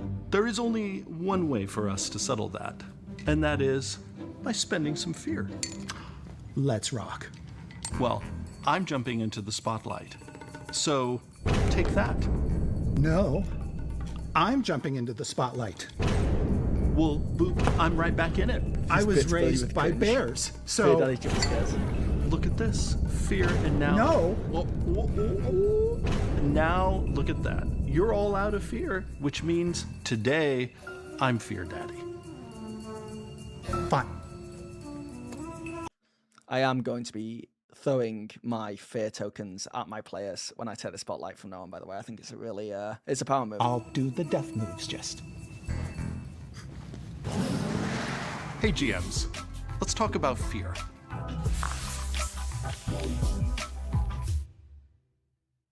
Fear is the GM's metacurrency. Players spend hope to activate powerful abilities, whereas you spend fear. It represents the mounting pressure of the story, the raising of the stakes, the sense that things are about to get way, way worse. Your fear pool caps out at 12, and it carries over between The editing on this is like... it's good. It's just not the style I would have thought they were going to go for. sessions. Doesn't reset. That means the fear you build in one session is still there waiting for your players until next week. Here are 3 ways you gain fear. The first and most consistent way is that every time a player rolls with fear, meaning the fear die comes up higher than the hope die, you gain 1 fear. Your players are literally increasing your power with their own die rolls. It's delicious. Another way you gain fear is when your party takes a rest. A short rest gives you 1d4 fear. A long rest gives you 1d4 plus the number of PCs. So you have 3 PCs, that's 1d4 plus 3. Sure, go ahead and take that long rest in the half-flooded... It's an interesting thought process because they are playing it up like a little bit antagonistic, right? tunnels of a forgotten dungeon. I think that's a great idea. Watch Bailey's video again. Some Is it worth it? adversary Maybe I'll and watch after PC this. features generate fear too. For example, the adversary feature Momentum gets you fear every time that adversary successfully attacks a PC. Or the level 6 Codex spell Sigil of Retribution. So now that you have all this fear, let's explore all the fun ways you can spend it. First, you can seize the spotlight. Interrupt the players.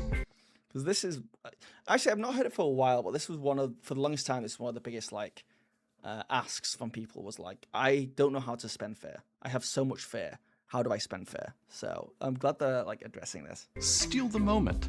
Make your move before they make theirs. I should say with a lot of those times when people were like, I don't know how to spend fear. I need more options because I just have too much fear. They weren't spending fear to spotlight enemies during their turn. They were just spotlighting them as they saw fit. So they would often be like, oh, I don't know how to spend fear, I have too much fear, but also I keep killing my players because all the adversaries are so powerful. It's like, no. You got to spend fear to spotlight those adversaries, and you can only spotlight them once per GM turn. Laura Bailey did a lovely video on how the spotlight mechanic works. Go check it out. Next, you can spotlight an additional adversary during the battle. The more the merrier, right? You can also make an additional GM move. Take another swing at a PC. Have rocks fall down on a mountain pass. Or maybe the cowardly big bad runs away screaming, "You'll rue the day you ran afoul of Lord Biggums of Big Town." Additionally, You can trigger a fear feature for adversaries or environments if the ability requires it. Features that consume fear tend to be high impact. You do wish they would come out with a listing of all individual adversary features without their features out there pulled out of the stat blocks will be super useful for building new custom adversaries. Yeah. You can make GM moves a ton. SMH Spotlight an adversary is just like a GM move. What makers? Are you arguing with one of the designers of the game? With this background music, Jeremy should be stretched out on a leather couch. Indeed, it is an interesting choice in style. And consequential moves. So be sure to bask in the warm, glorious glow of your conflagration. And finally, you can spend fear to boost an adversary's roll. Before you make a roll for the adversary, simply spend a fear to add the relevant experience modifier to the total. One additional thing to keep in mind is that fear doesn't clock out when combat ends. For social encounters, travel sequences, tense negotiations, the editor's having so much fun with this. Fear is still your resource. Spend it to alter the environment or the NPCs within it. For example, maybe your party is negotiating with the queen and your bard fails with fear on a presence roll. The GM could, in response, spend a fear to shift the peanut gallery's opinion of the party, increasing the difficulty of all presence rolls by 2 for the rest of the scene. If you're watching this and you're a player, not a GM, 3 things. Number 1, who are you? And how did you get a hold of this video? Number 2, how dare you? And number 3, when you roll with fear, I liked that. That tickled me. You're not losing. You're feeding the story. A table where fear never accumulates is a table with no narrative stakes, no spice. Your fear die is a co-author, not an antagonist. Are you done? Where did you come from? I want to talk about death moves. Well, almost.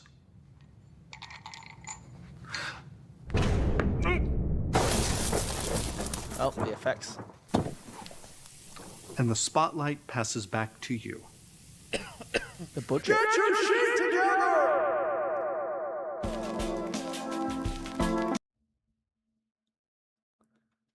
Alright. What are people saying on this? Fear me, daddy. Seeing Recruit is such a blast. Thank you, Fear Daddy.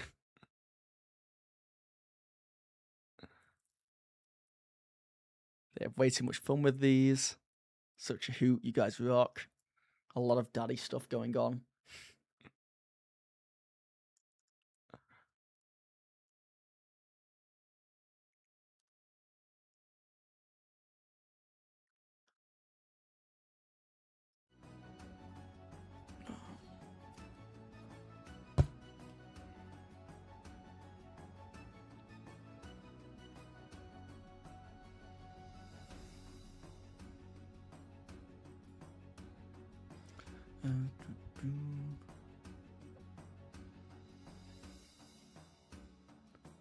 But Fear is a pimp move, so the music fits.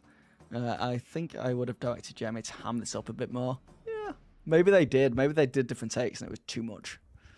The last bit of advice to give GMs looking for advice is to spotlight adversaries all the time. Making spotlight an adversary is different from just making a GM move pushes that bad advice. Crawford didn't make the game. Megas, you've got to... The goal to... Because he probably didn't write this either, you know? The goal to argue with the designer of the game about how to play the game is... You have my respect. It's one of the fears I had when I came on board. If they don't fundamentally understand the game, it would be bad. They can't just do what they did for D&D.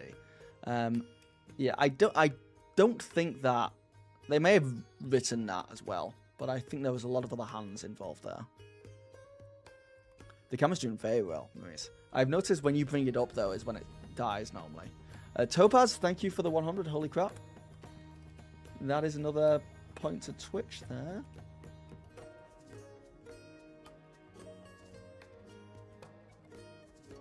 Cool. Thank you, thank you, thank you.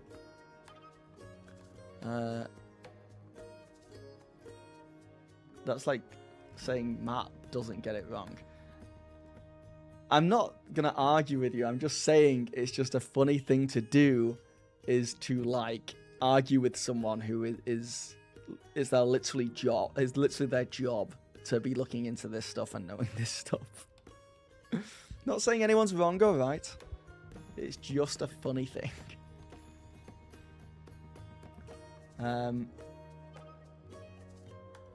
No, I think Jeremy and Chris are probably at this point some of the biggest experts on the game out there.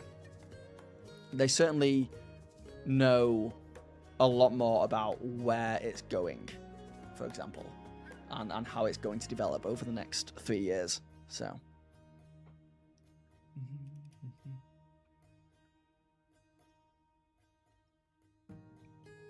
What was the Laura one? Let's have a look. Don't press critical role.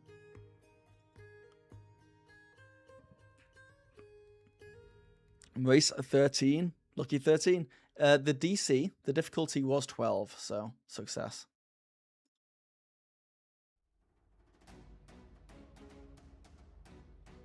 Anytime a character becomes the focus. This one either. I take it you guys have, though.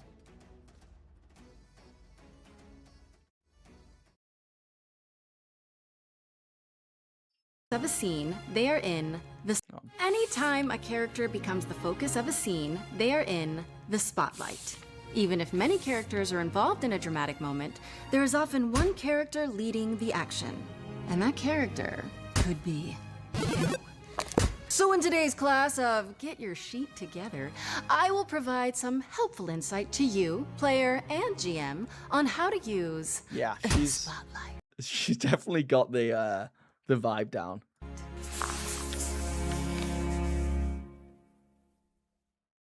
Spotlight is a core mechanic that's used to assist in the flow of gameplay between everyone at the table. Instead of a strict order of turn-based interactions, the spotlight flows freely in scenes, like how our attention naturally shifts from person to person during group conversations. When you have the spotlight, it's essentially your turn. This means you can make a move. A move in Daggerheart means you're taking an action to advance the story. So do what your character would naturally do in the scene. Go interrogate the potted plant in the corner. Pet that fluffy Strix wolf. It's always the plant. Use your class features that will rain hellfire on all your enemies far and wide. Or anything else you can think of. The possibilities are endless. The same applies when you have the spotlight during combat, because there's no initiative, no rounds, and no distinct number of actions to take when the spotlight is on you. The narrative reigns supreme, and the story you and your fellow players want to tell comes first at the table. For instance, the players might give the GM a narrative golden opportunity to take the spotlight and make a move. Let's say the player successfully convinces a guard that they are the captain now, and they should be led into the throne room to investigate a crime. While successful, this is also a bold choice and inspires the GM to give it more oomph. The GM uses this golden. This is different from the other one, by the way. Whoever said that it's like very similar style, I feel like it's very different style to the GM one. Opportunity to make a GM move. For instance, signal an imminent off-screen. No, maybe you're right, actually. It's the still got guard video uses a game magical effects and communication device to report the captain's arrival to her colleagues. How Yeah, no, long I take it before back. someone It is notices very the similar. real captain is elsewhere in the castle? It's golden opportunities like this that players present that make for great story moments for the GM to jump in, take the spotlight, and show the players what happens in reaction to their choices. And the best part is, GMs don't have to spend a fear. If you want more details on making moves, players, head over to page 89 of the core rulebook, and GMs, flip to page 149. These shifts of spotlight also happen when a player rolls with fear or fails an action roll, does something that... I mean, it definitely makes sense as well. She's had a lot more practice, like with the teleprompter and doing these kind of performances. Would have consequences, looks to the GM for what happens next, or when the GM has made all the moves they want and passes play back to the players. That's right, the spotlight doesn't only shift based on vibes, baby. let's set the scene for a success with fear, shall we? The players have the spotlight. Our heroes are rolling successes with hope and protecting the queen from assailants. Oh no! One of our players rolls a success with fear, defeating the baddie but setting up a twist in the process. Spotlight shifts to the GM. In the distance, a new adversary, a giant snake creature emerges from the bushes. Oh, or maybe the GM uses an environment action. An earthquake cracks the floor beneath them, causing them all to It's some fall of my into the favorite caves below. environment stuff. Is just like Fancy. If the player had rolled failure rocks with fall, hope, they would not have earthquake. killed the baddie because they failed, right? But Cave they in. gained hope. The spotlight would shift to the GM, who might activate the baddie to retaliate in response to the failed attack. You following me? The GM could even spend What's going on, Mike? fear to keep making moves to spotlight more baddies. Classic GM. Point is, this creates a fun back and forth between the GM and the players as they build a story together. That's really the gist of the spotlight. But before I go, here are some additional tips to help you while you're in the spotlight. Say. Players, unless actions specifically allow for it, you can't use features that require spending resources or making rolls when the GM has the spotlight. Good shout. GMs, use your spotlight to deepen the narrative around your players' roles. Yes, and their successes with hope, but also, yes, but their successes with fear. Because in Daggerheart, there is no such thing as a role where nothing happens. And this one is for everyone at the table. Keep in mind who's I feel like I should. I feel like I do throw in roles where nothing happens sometimes. If it's a failure with hope, I'm often just like, okay, cool. The hope means that nothing bad happens, but you've not progressed at all. But maybe I can work on that in the future. recently had the spotlight and try to find opportunities to give every player a chance to act. Sharing is caring. At its core, the spotlight is meant to empower everyone at the table to jump in and take part in the scene. Yeah, I often use like failing with hope as a. It depends what they're trying to achieve, but say if they're trying to, let's use the classic example of they're unlocking a door or they're lockpicking a door. A fail with hope in my mind is like you fail, but nothing bad happens, and another player can attempt it, kind of thing. But I don't know. Feel the freedom to take risks and have fun. Check out Chapter 2 of the Daggerheart core rulebook to learn Hope should mean they spot something they could capitalize on. Yeah, that's a good point. more about the spotlight. And if you want to explore even further, check out Daggerheart.com. In the meantime, step into the spotlight, bitches, and enjoy getting your sheet together. How often are they putting these out? I look forward to them getting like into more advanced stuff, which I hope they do. Because Liam did one. Was Liam the last one to do one? Yeah, 5 months ago. Marisha, 5 months ago. 6 months ago. 6 months ago. So it feels like they'll do like 3 at a time. 8 months ago, we got 3 Mercer ones.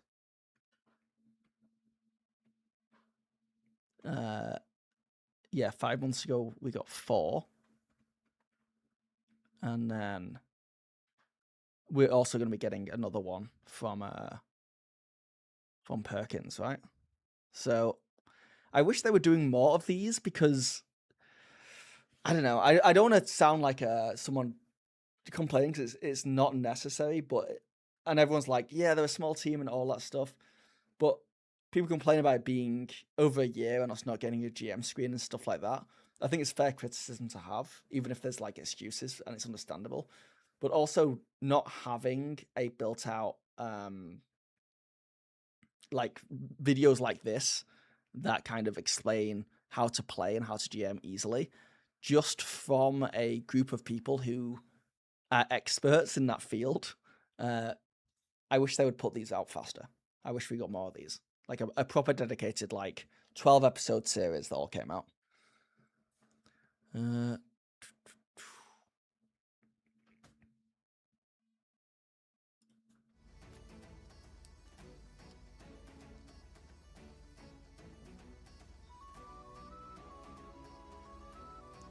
My question is, why aren't these being released at least monthly? Yeah.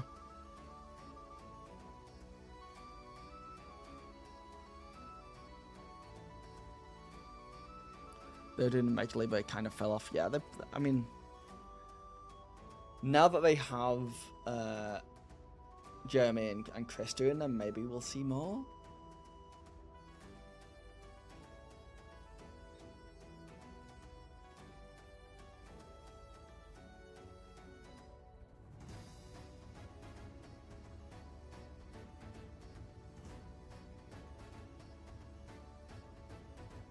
The longer they take to educate us, the sooner people will play the game and play it wrong and say it sucks and go back to 5e.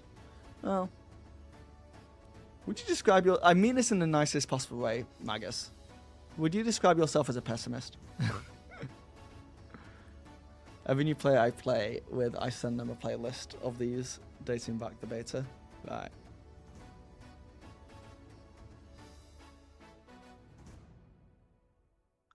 Rests and death moves seem like they don't really need get your sheets together. Yeah. But some people struggle with different things. Cynical. Not a pessimist, just cynical. I respect it.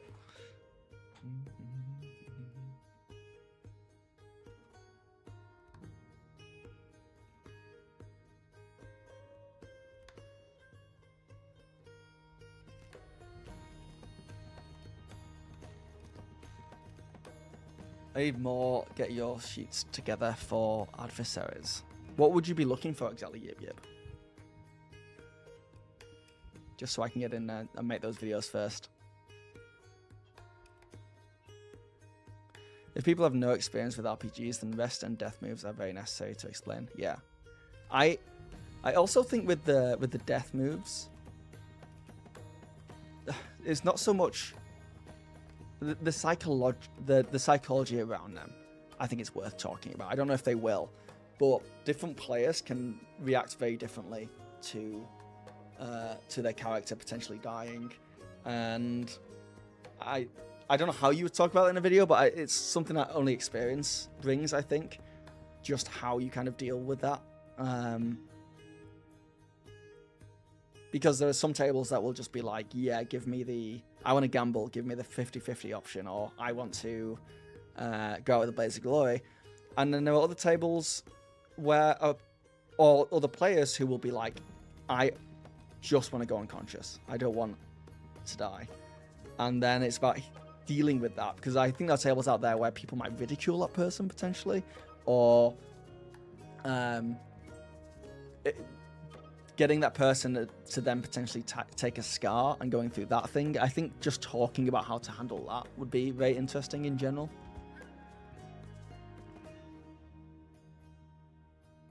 Death, rest experiences and transformations are on the schedule. Interesting.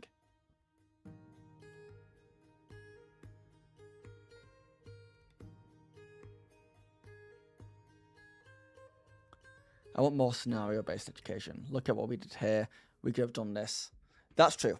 That is true. I would love to see... because when we're talking about... There's so much stuff out there. I feel like I've played a lot of Daggerheart at this point, and I've looked into it a lot. And I still know there's someone out there who is using fear in a way that would blow my mind. Right? That there's still... It's uncharted waters. And...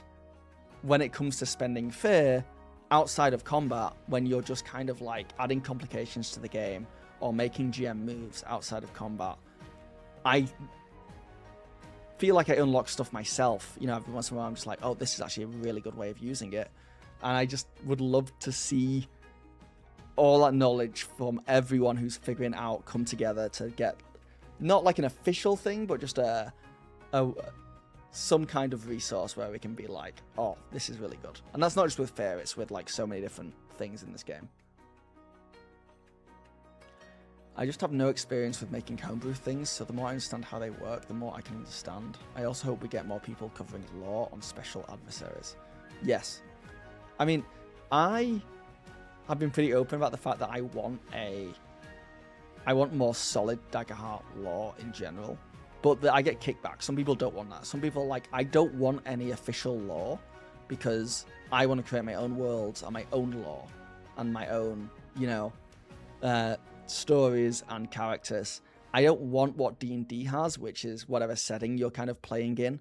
You're going to end up with like this long history of stuff. With D&D as well, even if you create your own world, a lot of the temptation is to take from other things a little bit anyway. Or that is for me anyway. I'm not creating my own pantheon, for example. I might just steal a pantheon from something else. And there's a lot out there in D&D. And I wish Daggerheart, maybe not an official lore, as in like, this is the Daggerheart world, but a couple of template worlds. I guess is what I'm getting at. A couple of default template worlds. And I'm hoping it's what they're going to do with the Daggerheart book they said they were working on. That's coming next year, I think. Which is like the hopeful book that is Daggerheart raw. That takes everything that Daggerheart's about and then puts it in like the perfect book. Because I love the stuff about the old gods and the new gods that's in the core rulebook. And how there was a war. And how there's faint divinities. And the Hallows above. And the circles below. And the realms beyond. And all that stuff. I feel like you can play D&D any way you want to, but I feel like most games, even homebrew games, say full like house ruled, original worlds, a lot of them have a Fey realm, and they'll have the Shadowfell or something very similar to those things. A lot of them will have the ethereal plane, and there's certain things that has to happen for magic to exist in that realm. So in D&D, it's like people will use a spell that allows them to travel to the ethereal plane or to jump planes. So therefore, it's kind of a guaranteed thing that when you play D&D with the rules as written, there are multiple dimensions or planes. There is stuff like that where it's kind of solidified to how that world works. I kind of want more stuff about that for Daggerheart.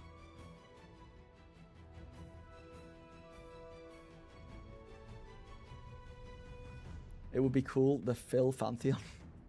Daggerheart's a narrative game, but people think they want D&D Pathfinder 2e solutions. The solutions for this game will come from narrative games. Look at Fabula Ultimate and Blades in the Dark.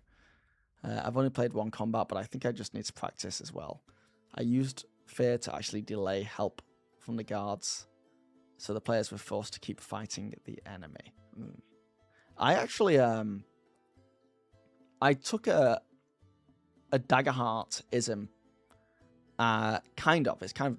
it's just countdowns, but which exist in other TTRPGs.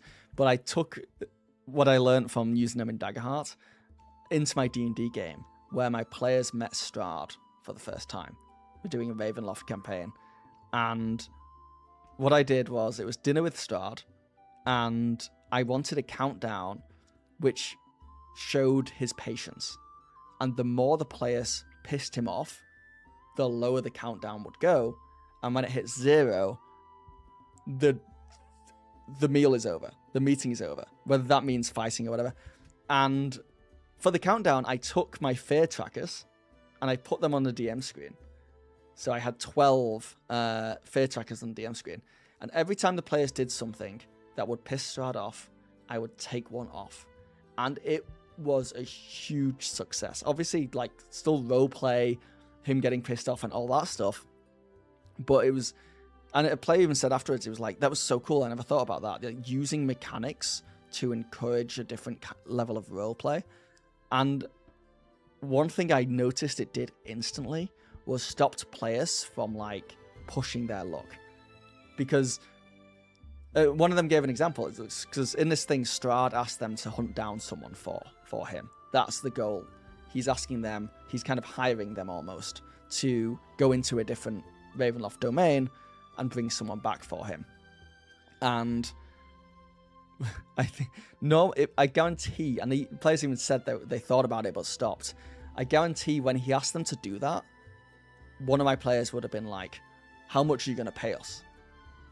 And I would have probably, like, I mean, it's Strahd. I didn't want you do what he says. But if I got into a negotiation war, they would keep pushing it and pushing it and pushing it.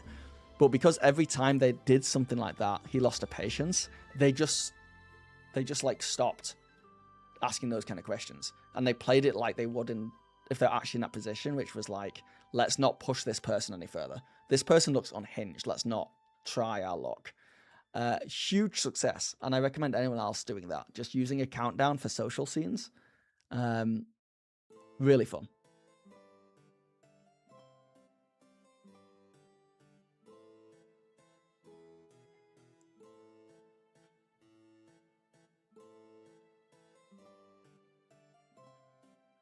Dealing with Strahd, a bloody good game. It was fun.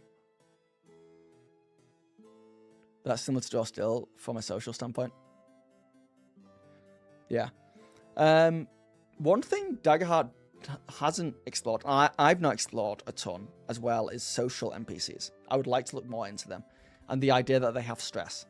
So if you want something out of an NPC and it's a social scene, you can like attempt to do things.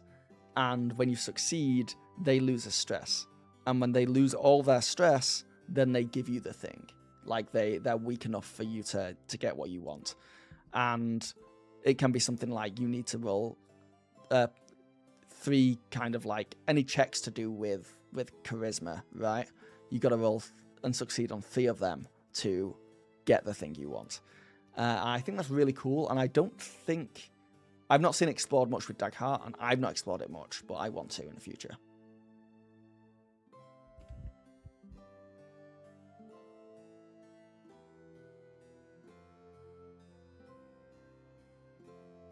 I had a character run through the Curse of Strahd and took every curse boon they could.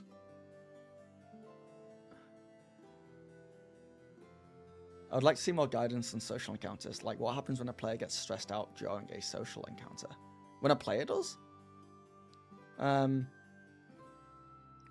interesting. I mean, how would you play it? I would play it that they just take a stress, right? And if you get full stress, and mark another stress, you mark HP. But it obviously depends on the encounter and how stressful it actually is. Alright, Trim Masks. Have a good one. I should say, going back to D&D from Daggerheart, one thing has been very, very clear to me. And that is how much I love stress. Or how much I love a second resource that is not vitality or hit points. When I go back to D&D, I want to be lowering their resources down all the time, but I can't because the only thing I can really pick at that's universal across them all is HP, and it sucks to just give them psychic damage a ton. So I definitely prefer Daggerheart when it comes to GMing and making the players feel like they are, I guess, being worn down over time, right? And it's one thing I kind of I wish was in D&D.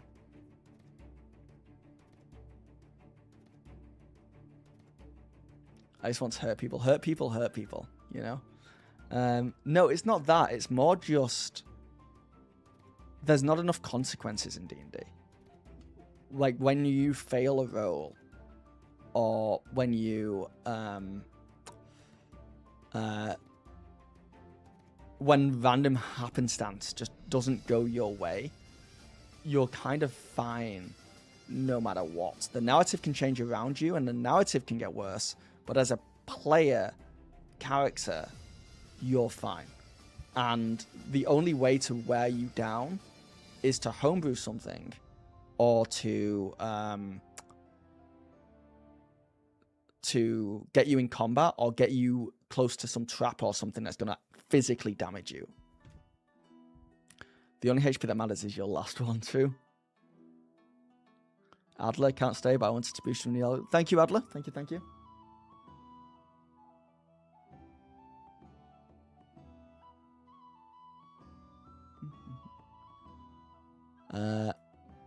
Hold on, let me change this, because now we're just chatting about Daggerheart, and I'm happy to do so. I'm just going to change the title.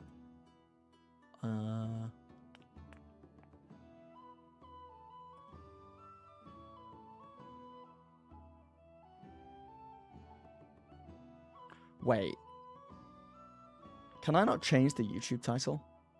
There ain't no way, right? There ain't no way. Actually, let me Google that.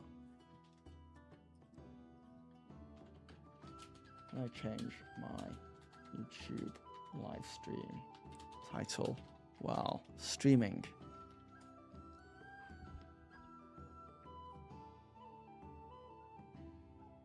Go to in the content or live tab. Click the edit pencil.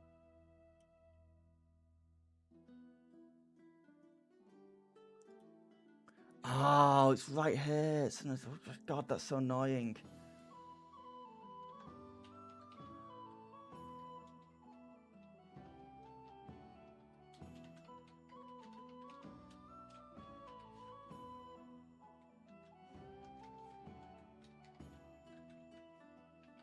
That's so annoying.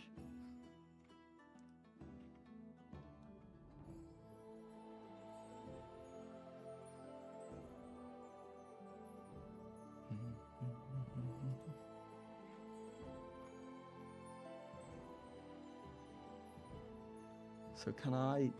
No, I'm not doing this now, don't worry, but can I stop you guys from chatting? Yeah, I can turn off live chat. And I can make it just subscribers or members who can talk. And I put slow mode on as well. Okay, good to know. Lesson learned, guys. We just leveled up. What a riveting success.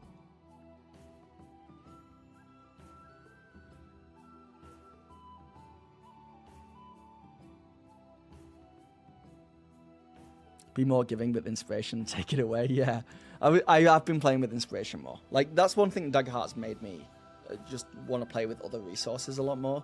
But yeah. D&D doesn't lend itself to the GM getting creative for sudden consequences via feeling unfair. That's the downside. Yeah. That's so too. It's a combat as sport type of game. It feels... Look, I like D&D. I'm playing it, right? So, but it does feel like it is... the narrative and the mechanics of D&D are very much more separated. Whereas with Daggerheart, and I think this is where a lot of people trip up when they try and play and they don't like it, is because Daggerheart, the mechanics and the story are much more tightly interwoven, but you follow the fiction, so the story always trumps the mechanics. But I think when new people come into it, they expect it to be separate. They almost expect the mechanics to be non-existent, and they don't like that it's so interwoven with the narrative.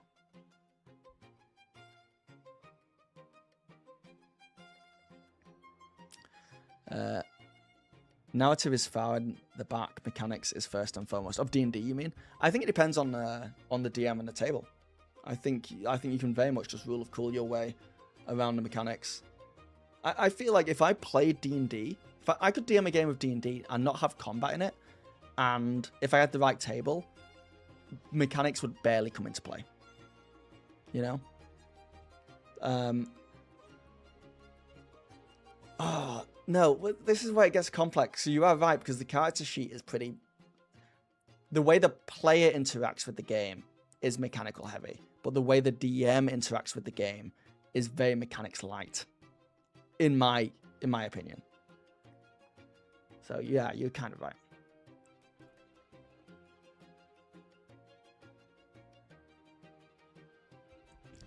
Bella, you don't have much experience DMing Daggerheart. You had maybe 6 sessions. I still need to get a feel for how much I can wear down resources without making it deadly. I tend to hesitate because HP is so low. It can be hard to figure out exactly how harsh you should be being. My story here is that when I first started GMing Daggerheart, I have 2 stories where I went too far. One of them is my players never seem to like be bloodied, right? They always seem to have a lot of HP, even when I was like throwing a lot at them. And so I started to increase the difficulty over and over and over again. And I thought I was still doing fine. I thought I was still in a good balance. And then I had a game where it was a new player. They come into it, they were playing Wizard, which is kind of squishy. And it was a few sessions in, and I was throwing out this high damaging stuff, and I was looking at their stuff. I kept asking them, how much HP do you have? How much whatever? I could see their resources, and I was like, I'm not doing enough here. They still have tons. And it got to the point where I had broken all the armor slots of the Wizard, but he still had full health. And then I went like another 2 rounds of attacking the area. It wasn't going for him, I was just attacking the area. And the Wizard was just like, I'm dead.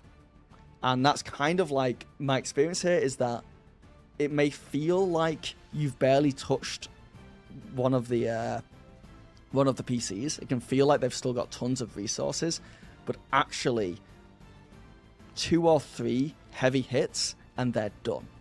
It's just like, if you can get the armor slots down, or if you can get something down, or if their stress is all the way up, so now they take HP when they take stress, it can turn on them really easily. And I end up killing that Wizard, and they took the Blaze of Glory Death move, and it was awesome. It was an awesome narrative beat. But since then, I've always been like, man, why did I go so hard? I was so confident that no one would die. I was like, in my mind, I thought I understood, but unfortunately, in Daggerheart as a PC, you can go from everything is fine to I'm on death's door like that. And then there's no safety net. There's no death saves. Healing isn't as easy to come by as other TTRPGs. So yeah, that was like the first time where I was like, okay, I just learned a valuable lesson about balance here and pushing it too far. It can be hard to tell sometimes. And then the other time where I kind of learned a lesson was I did a combat again, and at the end of it, I looked and everyone had like a quarter of their HP left still. And I was asking the players, how did that feel? Do you guys want this more difficult? And these are players who like a challenge. And they all said, no, that was good. Because even though they weren't close to death, because they also know that it can turn like that, they spend combat on their toes all the way through. It's like more tense for players in Daggerheart than it is in D&D. And in D&D, my idea is like for a good like combat to happen, like a big one, a big like end of an arc, big bad guy combat, I want all the players close to death. Like I want the potential to be there, right? And so you're hitting them as hard as possible. Go, go, go.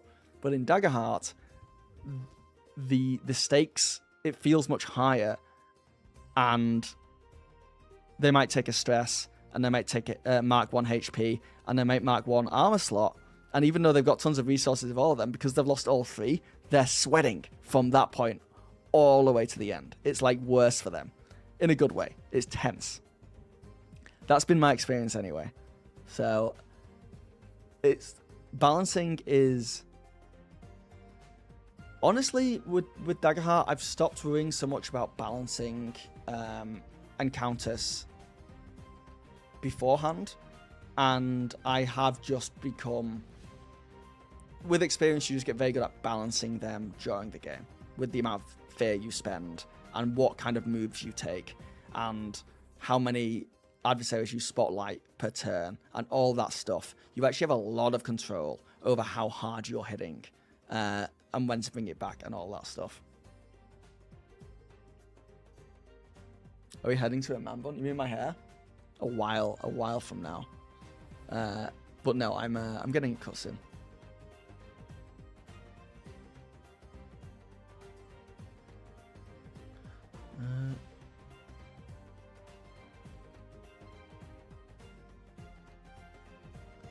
Smoking Lizard, what is going on?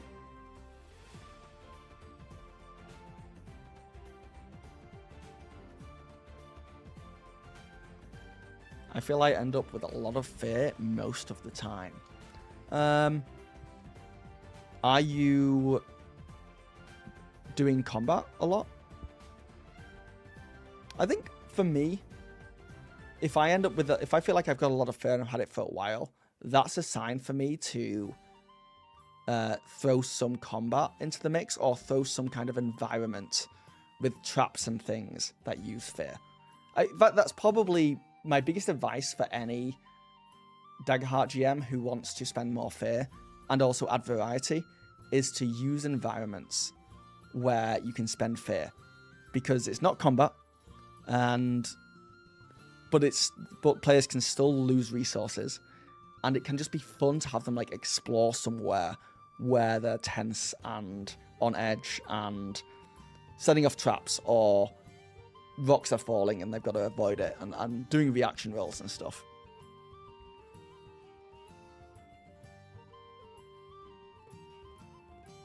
Don't worry about it is the answer. You can't kill them without their permission. Yeah, but sometimes it might not be the best for the story and the narrative if you go unbalanced and go too hard. And also, they can still choose not to die, but they could still take a scar. And that's probably the worst possible outcome. Hey, just wanted to join for a second and say thank you for your Daggerheart content. I hope you'll go as big as Daggerheart goes. Thank you. Thank you, thank you. Thank you, user HY1JX1OE6X.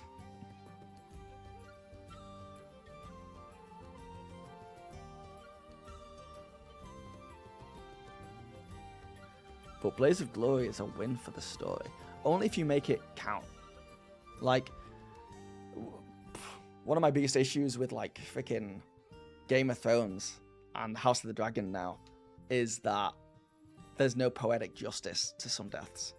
And I think someone taking Blaze of Glory when a fight just didn't need to happen and it's with a bunch of filler NPCs who don't mean anything, I see that as like that's a pity. That's a pity. It's a waste of a big moment in my eyes.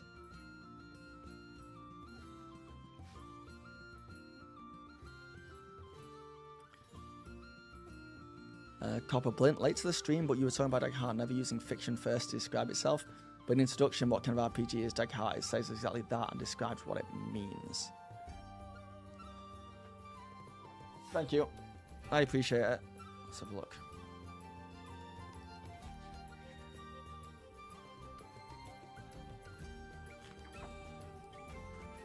I must have missed it.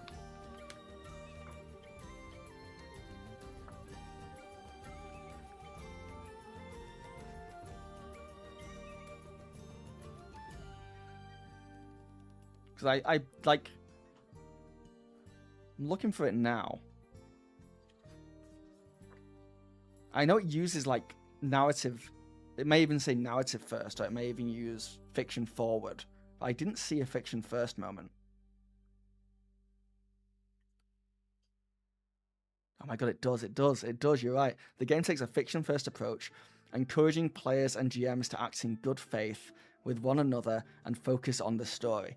Okay, so I take it back. It's even better. So it does say it and it defines it as different to what people are arguing that it's not. So thank you. You've actually helped my case even more there. My Control F failed me.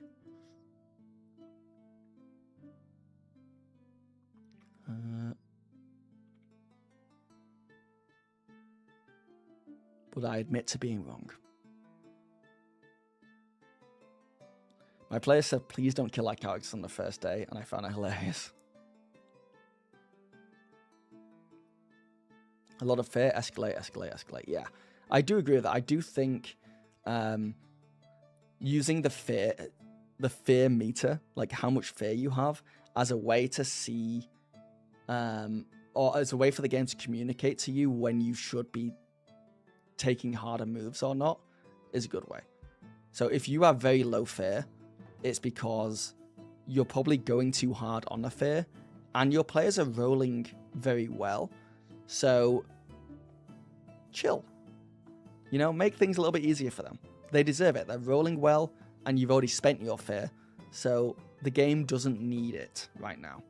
If you got too much fear, it's because your players are rolling badly and you're not spending enough, which is the game telling you, let's up the ante here. And if you just follow that pattern, you'll end up with like an ebb and flow, an up and down of complications and I guess conflict that I think gives you a really good balance.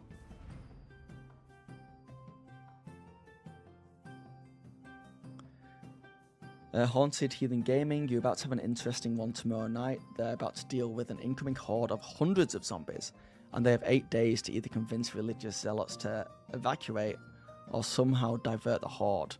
More like incoming natural disaster situation. That sounds freaking awesome.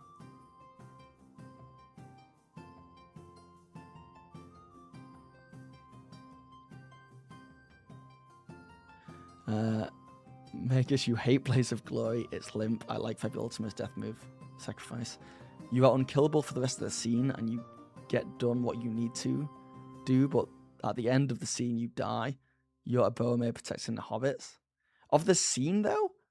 So you'd just be there for the whole, like, combat?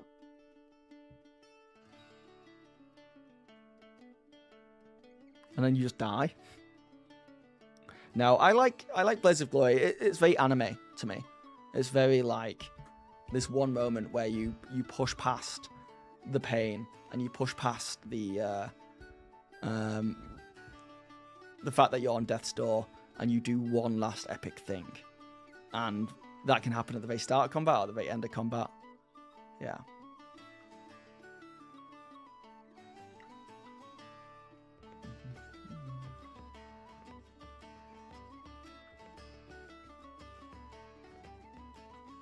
It's more like, yes, yeah, right. Yeah. Any anime will have a big one.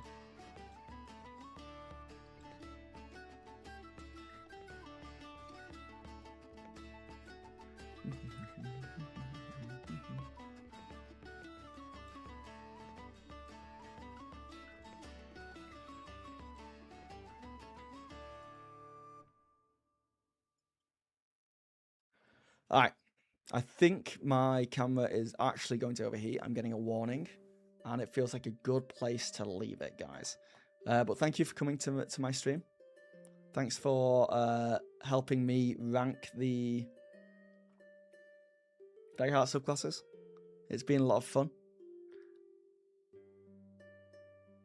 Looking at this, I do wonder if I want to move the Warlock down to B, though. Not just because it's more symmetrical, but I feel like this. I feel it just makes more sense as well. I think it's solid. Meaning the Hedge Witch is the best class out of the new ones. Best subclass, in my opinion. And that the Executioner's Guild Assassin is the worst. Not saying it's bad. Not saying it's bad, just that, in my opinion, it's the worst out of this collection. And vegetable sacrifice did literally nothing. Well, I'm at it. I could also move the Poisoner to S. I think that's insane. I think that's an insane move.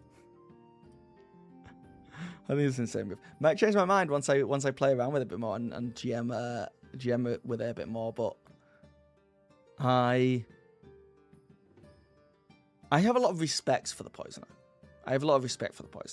And I hope they build out more classes like that in the future where you have a lot of variety and abilities that give you different effects. But yeah, it's just down there, unfortunately. We'll wait for the video on this because I missed it. Yeah, I don't know if I'm going to do a video fully on this. Maybe. I don't feel my best today. I feel like I'm going to watch the edit back and be like, ugh, why does he sound like that? Why is he freezing up so much? But I think I will do a much bigger. There's also just been not enough tiers to make this that interesting. It's very fast. I want to do a huge one with every class in the game so far. So that could be a big one where we go into everything. I don't think I want to do it with every subclass. I think that's too much. but every class is solid.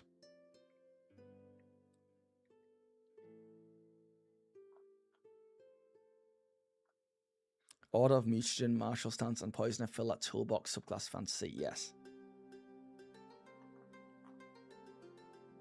Yeah. We'll see. We'll see. Maybe I can get something out of this stream, but I don't know. I just feel like I'm going to rewatch it and it's very, I don't know, not that interesting in autopiloty. Not my best work. Not my best work. But I have been enjoying streaming more recently. I do feel like I am getting more comfortable live streaming. So, which is something I've like gone through modes where I've live streamed very inconsistently in the past. And I think I've done it enough times where I get close to being very comfortable, but then I don't do it again for like 6 months. And I come back and it's like learning to ride a bike again.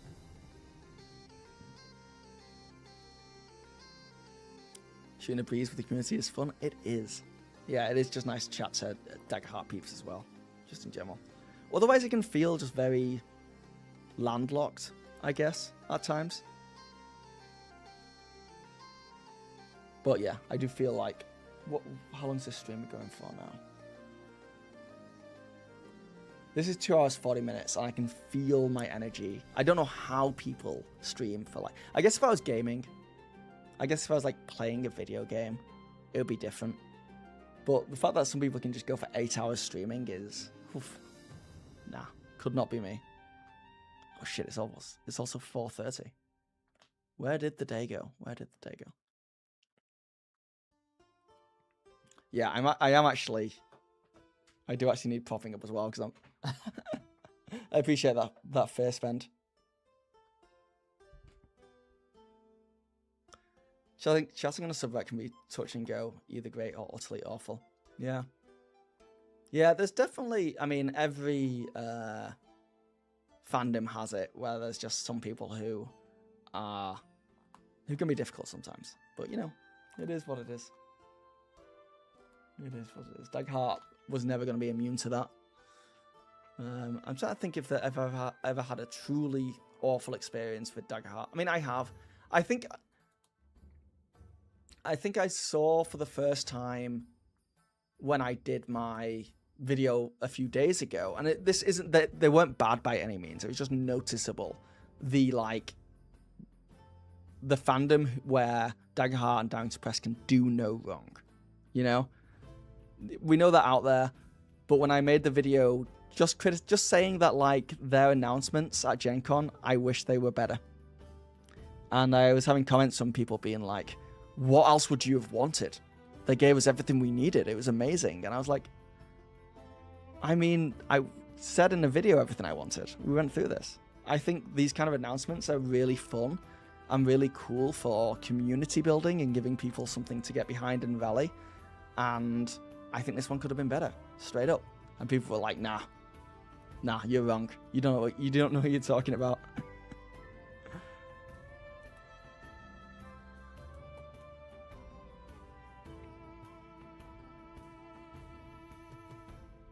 There's also some CI community, some people from there are scary. I've not experienced that yet. So, obviously I've been making videos about Critical Role for... when I say I've not experienced it, I know it's out there. But I've found now years of making content about Critical Role and dealing with people commenting and openly talking about Critical Role and the work I'm making about them. I have found that there are more people who will actively be against Critical Role than for them. I found that the more vocal people are the people who are like aggressively against Critical Role, which is interesting. And then you hear about them and they're the people complaining about the people who are like Critical Role fanboys, who Critical Role can't do any wrong. And I'm like, there's a yin and yang here for sure. And I think it's more common. They're more vocal are the people who hate Critical Role. They'll see a Critical Role anything and they will like say something negative about it.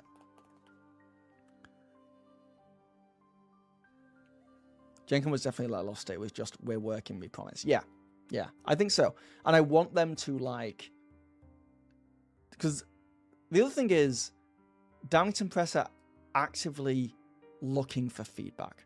they're super open about that. They want feedback, whether it's on Void content or whether it's just on Daggerheart in general. And when we, as like a community, are just like, no, you're doing everything great, it's like not good for us, it's not good for them, it's not good for Daggerheart in general. Equally, if we're like overly like negative about it, that's not that useful either. But just saying how we feel and being open to like other people's feelings, I think is important for the hobby on the whole. Because it is funny that whenever they do Void playtests, they're like, no, we don't get enough feedback. People just don't give us feedback. And I'm like, man, it's crazy. I bet D&D gets tons. I bet like on the other side of that coin, I bet the amount of like negative critical feedback D&D gets is through the roof. That's their biggest strength, actually listening to their fans and customers. Yeah.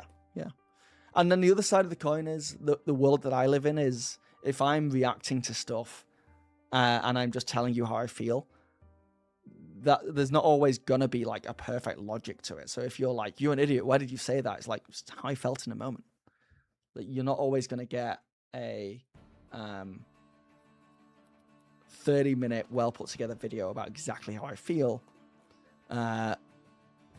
You're just getting this is a reaction. I'm reacting to this. And so many people in the comments were like agreeing with me as well. So I feel it calling it Daggerheart Next just brought high expectations that the presentation didn't fulfill. Maybe just calling it a dev update or something would have been better. Yeah, I think they wanted to do something. I honestly do think I'm onto something with the fact that they probably knew about D&D doing their thing and they probably held off. Like, if you are if you've made a video game, you're avoiding GTA 6, right? If you're making a video game and you're releasing it soon, you are not releasing it the same month as GTA 6. If you have made a movie and it's ready to go, you're not releasing it the same week as Avengers Doomsday. You're just not. It's like, it just absolutely, it makes sense. It's PR 101. You want to find a quieter time when more people are going to like get this big news. And I think probably, I just wouldn't be surprised if that's what happened. Darrington Press were like, let's save this stuff for when things die down around D&D. I had some people commenting being like, who cares what D&D are doing? It's like, no, like it made headlines. It's like all the people writing news articles are too busy talking about WoW and Star Wars that they physically cannot write an article about Daggerheart right now. So I think you're giving Darrington Press more credit than they deserve. Look, I have had interactions with not Darrington Press's PR team, but Critical Role's PR team, and I can tell you they're very good at what they do. So just basing on that alone, I think that would be the case. And I won't be surprised. Let's just say in the next like month or so, even a couple of weeks away, I think we'll be getting more Daggerheart news. I think as soon as they get the gap, they're releasing stuff. Nintendo is releasing Zelda the week before GTA 6. Okay, but that's too mega. That is two mega franchises though. But even then, that I'm surprised at that. The balls on Nintendo.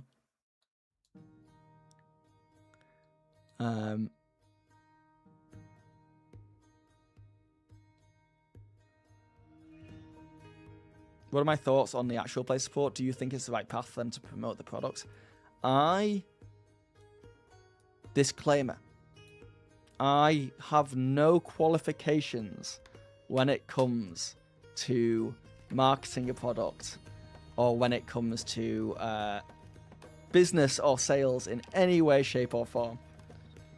But just between me and you, just chatting, I don't think, and this doesn't negatively affect Daggerheart in any big way, I don't think, but I don't think the going down the actual play route has had the same effect as they wanted. I don't think it has. I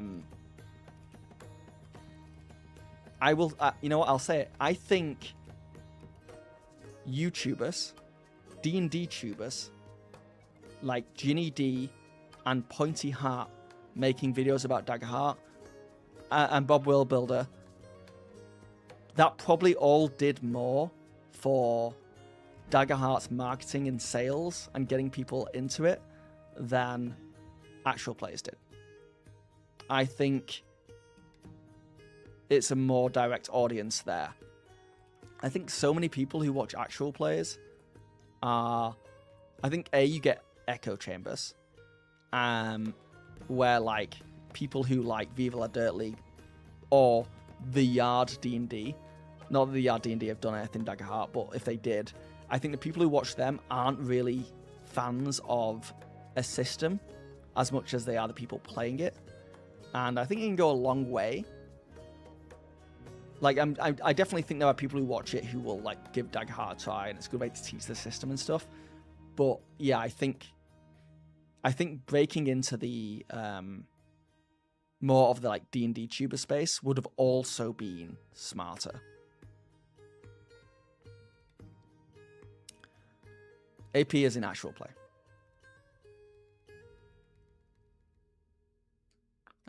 Third party actual play. Yeah, I mean they've got a bunch of really big people. Like they got Legends of Adventures, the fastest growing actual play of potentially all time, I think. They've got Viva La Dirt League. They've had a bunch play it, but it's just a short campaign, and then they go back to playing D&D. So it doesn't. Yeah, it just doesn't. And I don't think actual plays are evergreen. By that I mean I don't think people go back and watch an actual play that came out last year the same way that they might go back and watch a Pointy Hat video that came out last year, because YouTube recommends videos like that years in the future. I have videos from years ago that are still getting views because YouTube kind of just pushes it. It's evergreen. People don't need, it's not time. But with actual plays, I feel like there's kind of a hype around it. But I don't know. Like I said, I'm no expert marketer. I'll tell you what I think one of the best moves they did, and I don't think it made it over to the YouTube side of things, but it's here on Twitch, and that was a charity Iron Mouse stream, who's a huge streamer, like one of the biggest in the world, where Matt Mercer GM'd Daggerheart for them, and it was like a live thing. I think that probably introduced more people to Daggerheart than anything else they've done. Because it's like a different audience as well.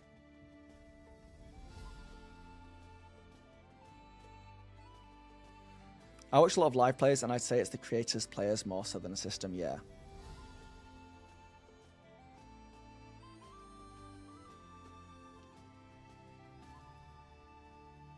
Otherwise, they need to just sponsor videos about Daggerheart every once in a while.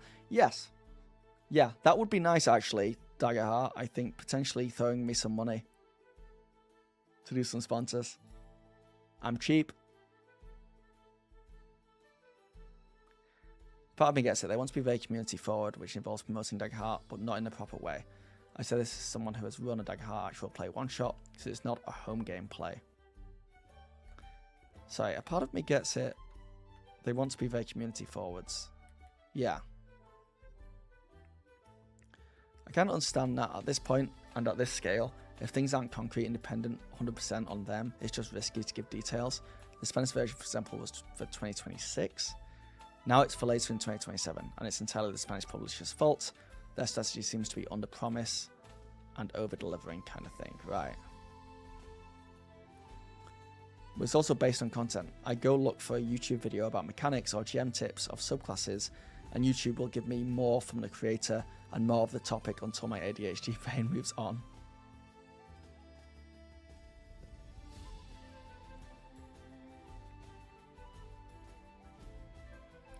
Yeah, the impression it gave me is that there's not much actually deliverable.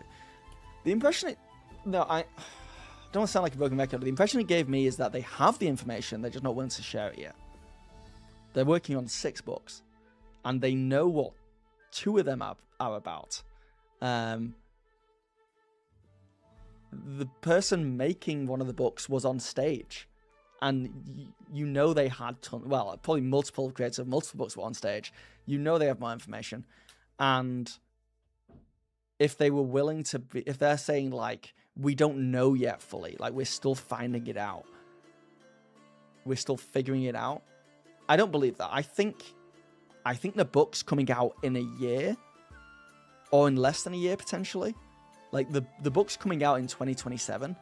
I think they're probably pretty well developed at this point.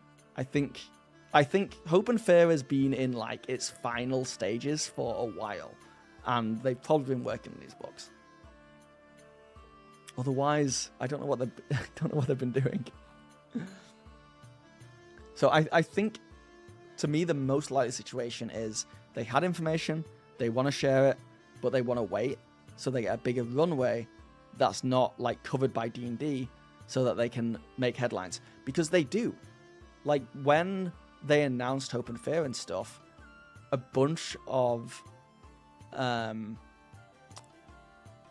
like journalist websites actually covered it, and you would see headlines about Daggerheart, and you just wouldn't have seen it this time around if they dropped it all now. Yes, it's cited for Keith Baker's book. We can tell you just want a pirate book. Yeah.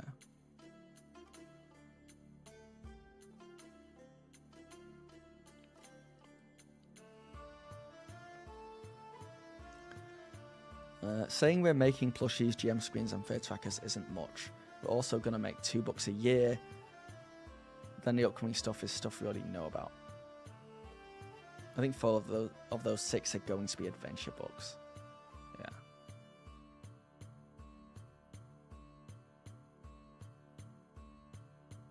Oh, so it's a comstrat? I think so. I really think so. Let me put it like this. If this wasn't a strategy, and if they did what people wanted, including me, which was put out a big announcement where they showed us some art, they gave us the names of the 2 books coming out next year, and told us roughly what we could expect from those 2 books, and then said, and we have 4 more books coming out before 2030. And it would have been amazing. It would have been very easy. It wouldn't have been that much more detail. It would have just been some names of books and a little bit more details. If they had done what I wanted, I think D&D would have blown them out the water and destroyed any hype they had. So we're kind of lucky that it was lackluster in a way.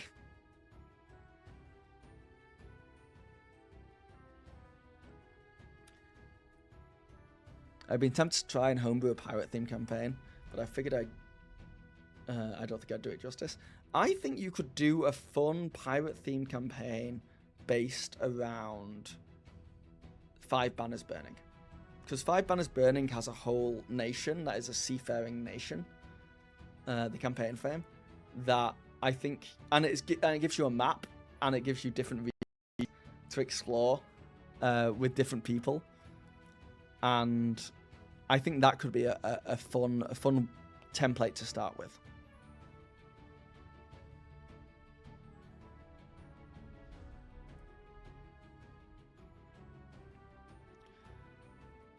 They got spooked by WoW and Star Wars. Yeah, I'm not saying they got spooked. I'm just saying it just makes sense. You stay out the way of the multi-million-dollar corporations' big announcements, right? And there's no way they didn't know it was coming. You have people who works for that company, and you have people who are friendly with people at that company. And also, I knew it was coming. They sat me down for a press release. They didn't tell me about Star Wars, but they told me about WoW and Universes Beyond and Dark Sun and Icons and all that stuff. They told me about that weeks before. So I'm just saying, like, Daggerheart knew about it, what would you do? Would you try and compete? Or would you give your fans enough information to be like, hey, we're working on stuff. And we're working on a lot of stuff. Be excited. And then 2 weeks later at another convention, you drop your bombshells. You know? Yes, Armada, that's the one. Based the campaign in Armada, they were straight up pirates before going legit. Yeah. Yeah, it's like, it kind of writes itself then, because you can be like a pirate ship of the old guard before Armada went and became merchants. So you're now being hunted by the Armada kind of like military. Yeah, those NDAs are being broken for sure. Yeah. Yeah, and it seems like, well, I mean, definitely. I was going to say it seems like Darrington Press and Wizards of the Coast are on good terms with each other, but Critical Role is still the biggest D&D actual play out there in the world, so they have connections there, for sure. So, yeah.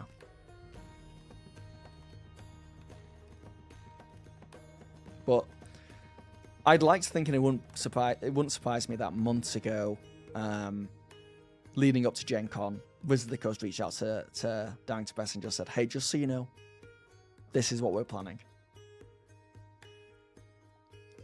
We're not pirates, we're privateers, indeed.